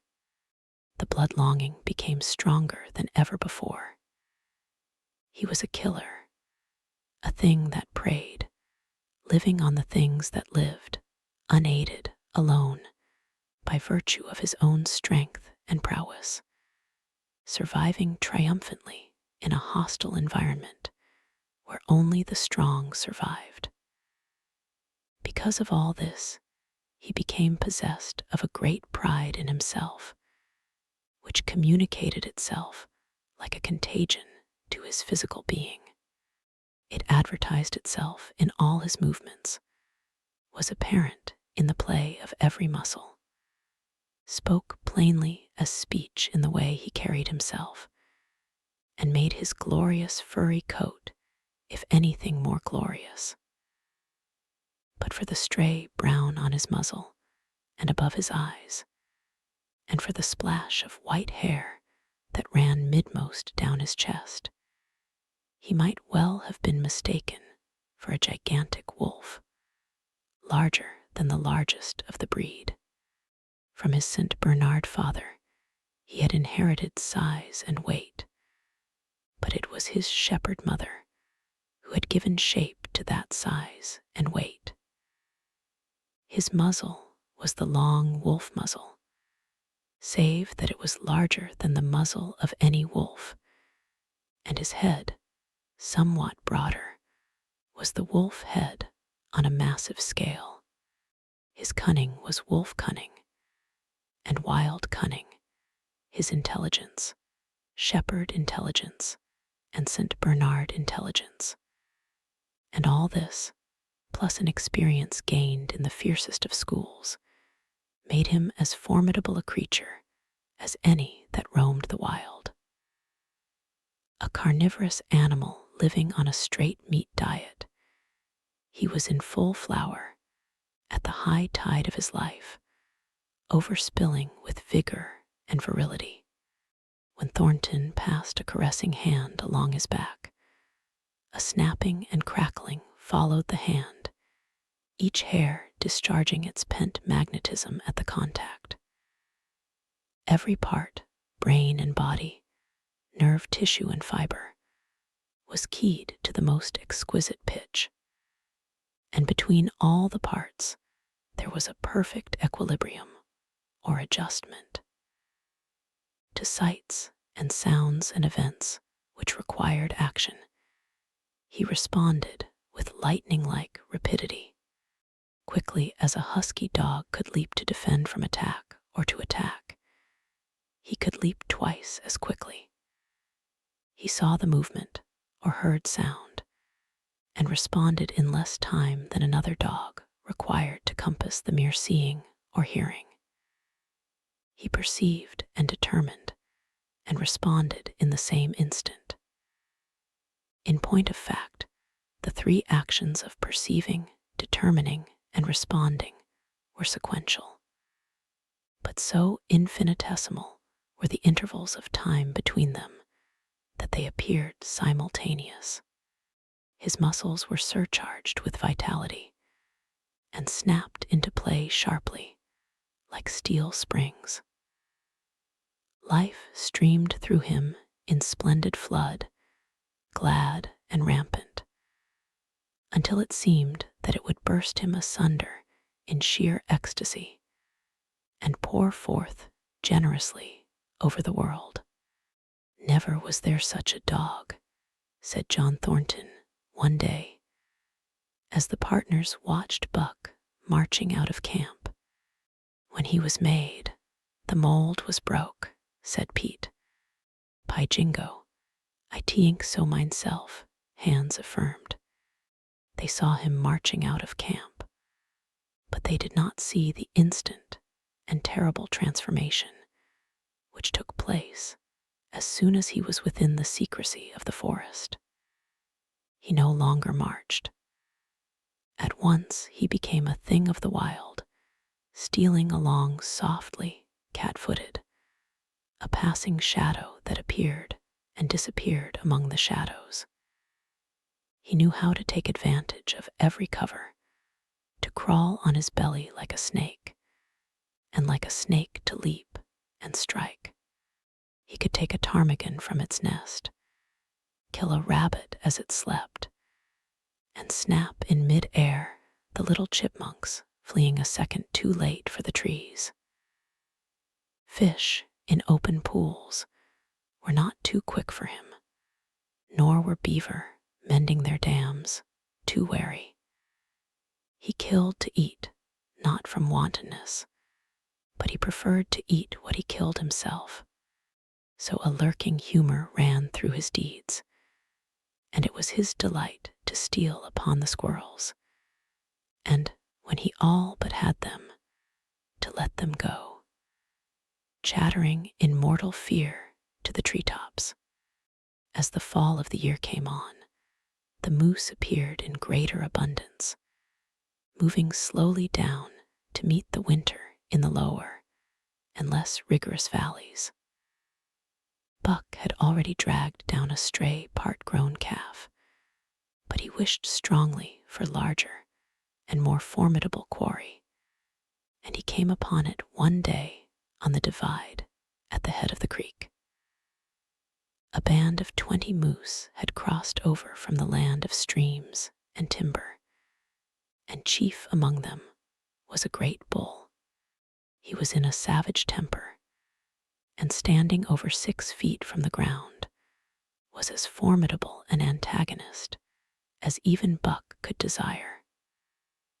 Back and forth, the bull tossed his great palmated antlers, branching to 14 points and embracing 7 feet within the tips. His small eyes burned with a vicious and bitter light, while he roared with fury at sight of Buck. From the bull's side, just forward of the flank, protruded a feathered arrow end, which accounted for his savageness. Guided by that instinct which came from the old hunting days of the primordial world, Buck proceeded to cut the bull out from the herd. It was no slight task. He would bark and dance about in front of the bull, just out of reach of the great antlers and of the terrible splay hoofs which could have stamped his life out with a single blow. Unable to turn his back on the fanged danger and go on, the bull would be driven into paroxysms of rage. At such moments, he charged Buck, who retreated craftily, luring him on by a simulated inability to escape. But when he was thus separated from his fellows, 2 or 3 of the younger bulls would charge back upon Buck and enable the wounded bull to rejoin the herd. There's a patience of the wild dogged, tireless, persistent as life itself, that holds motionless for endless hours the spider in its web, the snake in its coils, the panther in its ambuscade. This patience belongs peculiarly to life when it hunts its living food, and it belonged to Buck as he clung to the flank of the herd, retarding its march, irritating the young bulls, worrying the cows with their half-grown calves, and driving the wounded bull mad with helpless rage. For half a day, this continued. Buck multiplied himself, attacking from all sides, enveloping the herd in a whirlwind of menace, cutting out his victim as fast as it could rejoin its mates, wearing out the patience of creatures preyed upon, which is a lesser patience than that of creatures preying. As the day wore along, and the sun dropped to its bed in the northwest, the darkness had come back, and the fall nights were 6 hours long. The young bulls retraced their steps more and more reluctantly to the aid of their beset leader. The downcoming winter was harrying them on to the lower levels, and it seemed they could never shake off this tireless creature that held them back. Besides, it was not the life of the herd, or of the young bulls, that was threatened. The life of only one member was demanded, which was a remoter interest than their lives, and in the end, they were content to pay the toll. As twilight fell, the old bull stood with lowered head, watching his mates, the cows he had known, the calves he had fathered, the bulls he had mastered, as they shambled on at a rapid pace through the fading light. He could not follow, for before his nose leaped the merciless fanged terror that would not let him go. 300 weight, more than half a ton he weighed. He had lived a long, strong life, full of fight and struggle. And at the end, he faced death at the teeth of a creature whose head did not reach beyond his great knuckled knees. From then on, night and day, Buck never left his prey, never gave it a moment's rest, never permitted it to browse the leaves of trees or the shoots of young birch and willow. Nor did he give the wounded bull opportunity to slake his burning thirst in the slender trickling streams they crossed. Often, in desperation, he burst into long stretches of flight. At such times, Buck did not attempt to stay him, but loped easily at his heels, satisfied with the way the game was played, lying down when the moose stood still, attacking him fiercely when he strove to eat or drink. The great head drooped more and more under its tree of horns, and the shambling trot grew weak and weaker. He took to standing for long periods, with nose to the ground and dejected ears dropped limply, and Buck found more time in which to get water for himself and in which to rest. At such moments, panting with red, lolling tongue, and with eyes fixed upon the big bull, it appeared to Buck that a change was coming over the face of things. He could feel a new stir in the land. As the moose were coming into the land, other kinds of life were coming in. Forest and stream and air seemed palpitant with their presence. The news of it was borne in upon him, not by sight or sound or smell, but by some other and subtler sense. He heard nothing, saw nothing, yet knew that the land was somehow different, that through it strange things were afoot and ranging, and he resolved to investigate after he had finished the business in hand. At last, at the end of the 4th day, he pulled the great moose down. For a day and a night he remained by the kill, eating and sleeping, turn and turn about. Then, rested, refreshed, and strong, he turned his face toward camp and John Thornton. He broke into the long, easy lope and went on, hour after hour, never at loss for the tangled way, heading straight home through strange country with a certitude of direction that put man and his magnetic needle to shame. As he held on, he became more and more conscious of the new stir in the land. There was life abroad in it, different from the life which had been there throughout the summer. No longer was this fact borne in upon him in some subtle, mysterious way.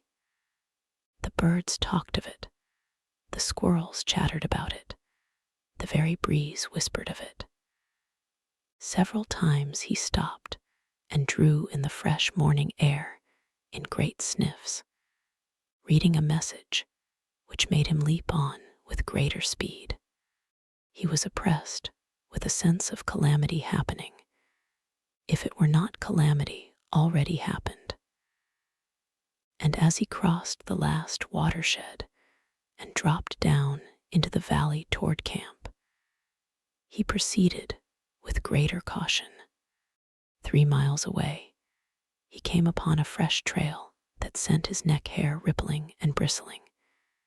It led straight toward camp and John Thornton. Buck hurried on, swiftly and stealthily, every nerve straining and tense, alert to the multitudinous details which told a story, all but the end. His nose gave him a varying description of the passage of the life on the heels of which he was traveling. He remarked the pregnant silence of the forest. The bird life had flitted. The squirrels were in hiding. One only he saw, a sleek gray fellow, flattened against a gray dead limb, so that he seemed a part of it, a woody excrescence upon the wood itself. As Buck slid along with the obscureness of a gliding shadow, his nose was jerked suddenly to the side, as though a positive force had gripped and pulled it. He followed the new scent into a thicket and found Nig. He was lying on his side, dead where he had dragged himself, an arrow protruding, head and feathers, from either side of his body. 100 yards farther on, came upon one of the sled dogs Thornton had bought in Dawson. This dog was thrashing about in a death struggle directly on the trail, and Buck passed around him without stopping. From the camp came the faint sound of many voices, rising and falling in a sing-song chant. Bellying forward to the edge of the clearing, he found hands lying on his face, feathered with arrows like a porcupine. At the same instant, Buck peered out where the Spruce Bough Lodge had been and saw what made his hair leap straight up on his neck and shoulders. A gust of overpowering rage swept over him. He did not know that he growled, but he growled aloud with a terrible ferocity. For the last time in his life, he allowed passion to usurp cunning and reason, and it was because of his great love for John Thornton that he lost his head. The Yeehats were dancing about the wreckage of the Spruce Bough Lodge when they heard a fearful roaring and saw rushing upon them an animal the like of which they had never seen before. It was Buck, a live hurricane of fury, hurling himself upon them in a frenzy to destroy. He sprang at the foremost man. It was the chief of the Yeehats, ripping the throat wide open till the rent jugular spouted a fountain of blood. He did not pause to worry the victim, but ripped in passing, with the next bound tearing wide the throat of a second man. There was no withstanding him. He plunged about in their very midst, tearing, rending, destroying, in constant and terrific motion, which defied the arrows they discharged at him. In fact, so inconceivably rapid were his movements, and so closely were the Indians tangled together, that they shot one another with the arrows, and one young hunter, hurling a spear at Buck in mid-air, drove it through the chest of another hunter with such force that the point broke through the skin of the back and stood out beyond. Then a panic seized the Yeehats, and they fled in terror to the woods, proclaiming as they fled the advent of the evil spirit. And truly Buck was the fiend incarnate, raging at their heels and dragging them down like deer as they raced through the trees. It was a fateful day for the Yeehats. They scattered far and wide over the country, and it was not till a week later that the last of the survivors gathered together in a lower valley and counted their losses. As for Buck, wearying of the pursuit, he returned to the desolated camp. He found Pete where he had been killed in his blankets in the first moment of surprise. Thornton's desperate struggle was fresh written on the earth, and Buck scented every detail of it down to the edge of a deep pool. By the edge, head and 4 feet in the water, lay Skeet, faithful to the last. The pool itself, muddy and discolored from the sluice boxes, effectually hid what it contained, and it contained John Thornton, for Buck followed his trace into the water, from which no trace led away. All day Buck brooded by the pool or roamed restlessly about the camp. Death, as a cessation of movement, as a passing out and away from the lives of the living, he knew, and he knew John Thornton was dead. It left a great void in him, somewhat akin to hunger, but a void which ached, and which food could not fill. At times, when he paused to contemplate the carcasses of the Yeehats, he forgot the pain of it, and at such times he was aware of a great pride in himself, a pride greater than any he had yet experienced. killed man, the noblest game of all, and he had killed in the face of the law of club and fang. He sniffed the bodies curiously. They had died so easily. It was harder to kill a husky dog than them.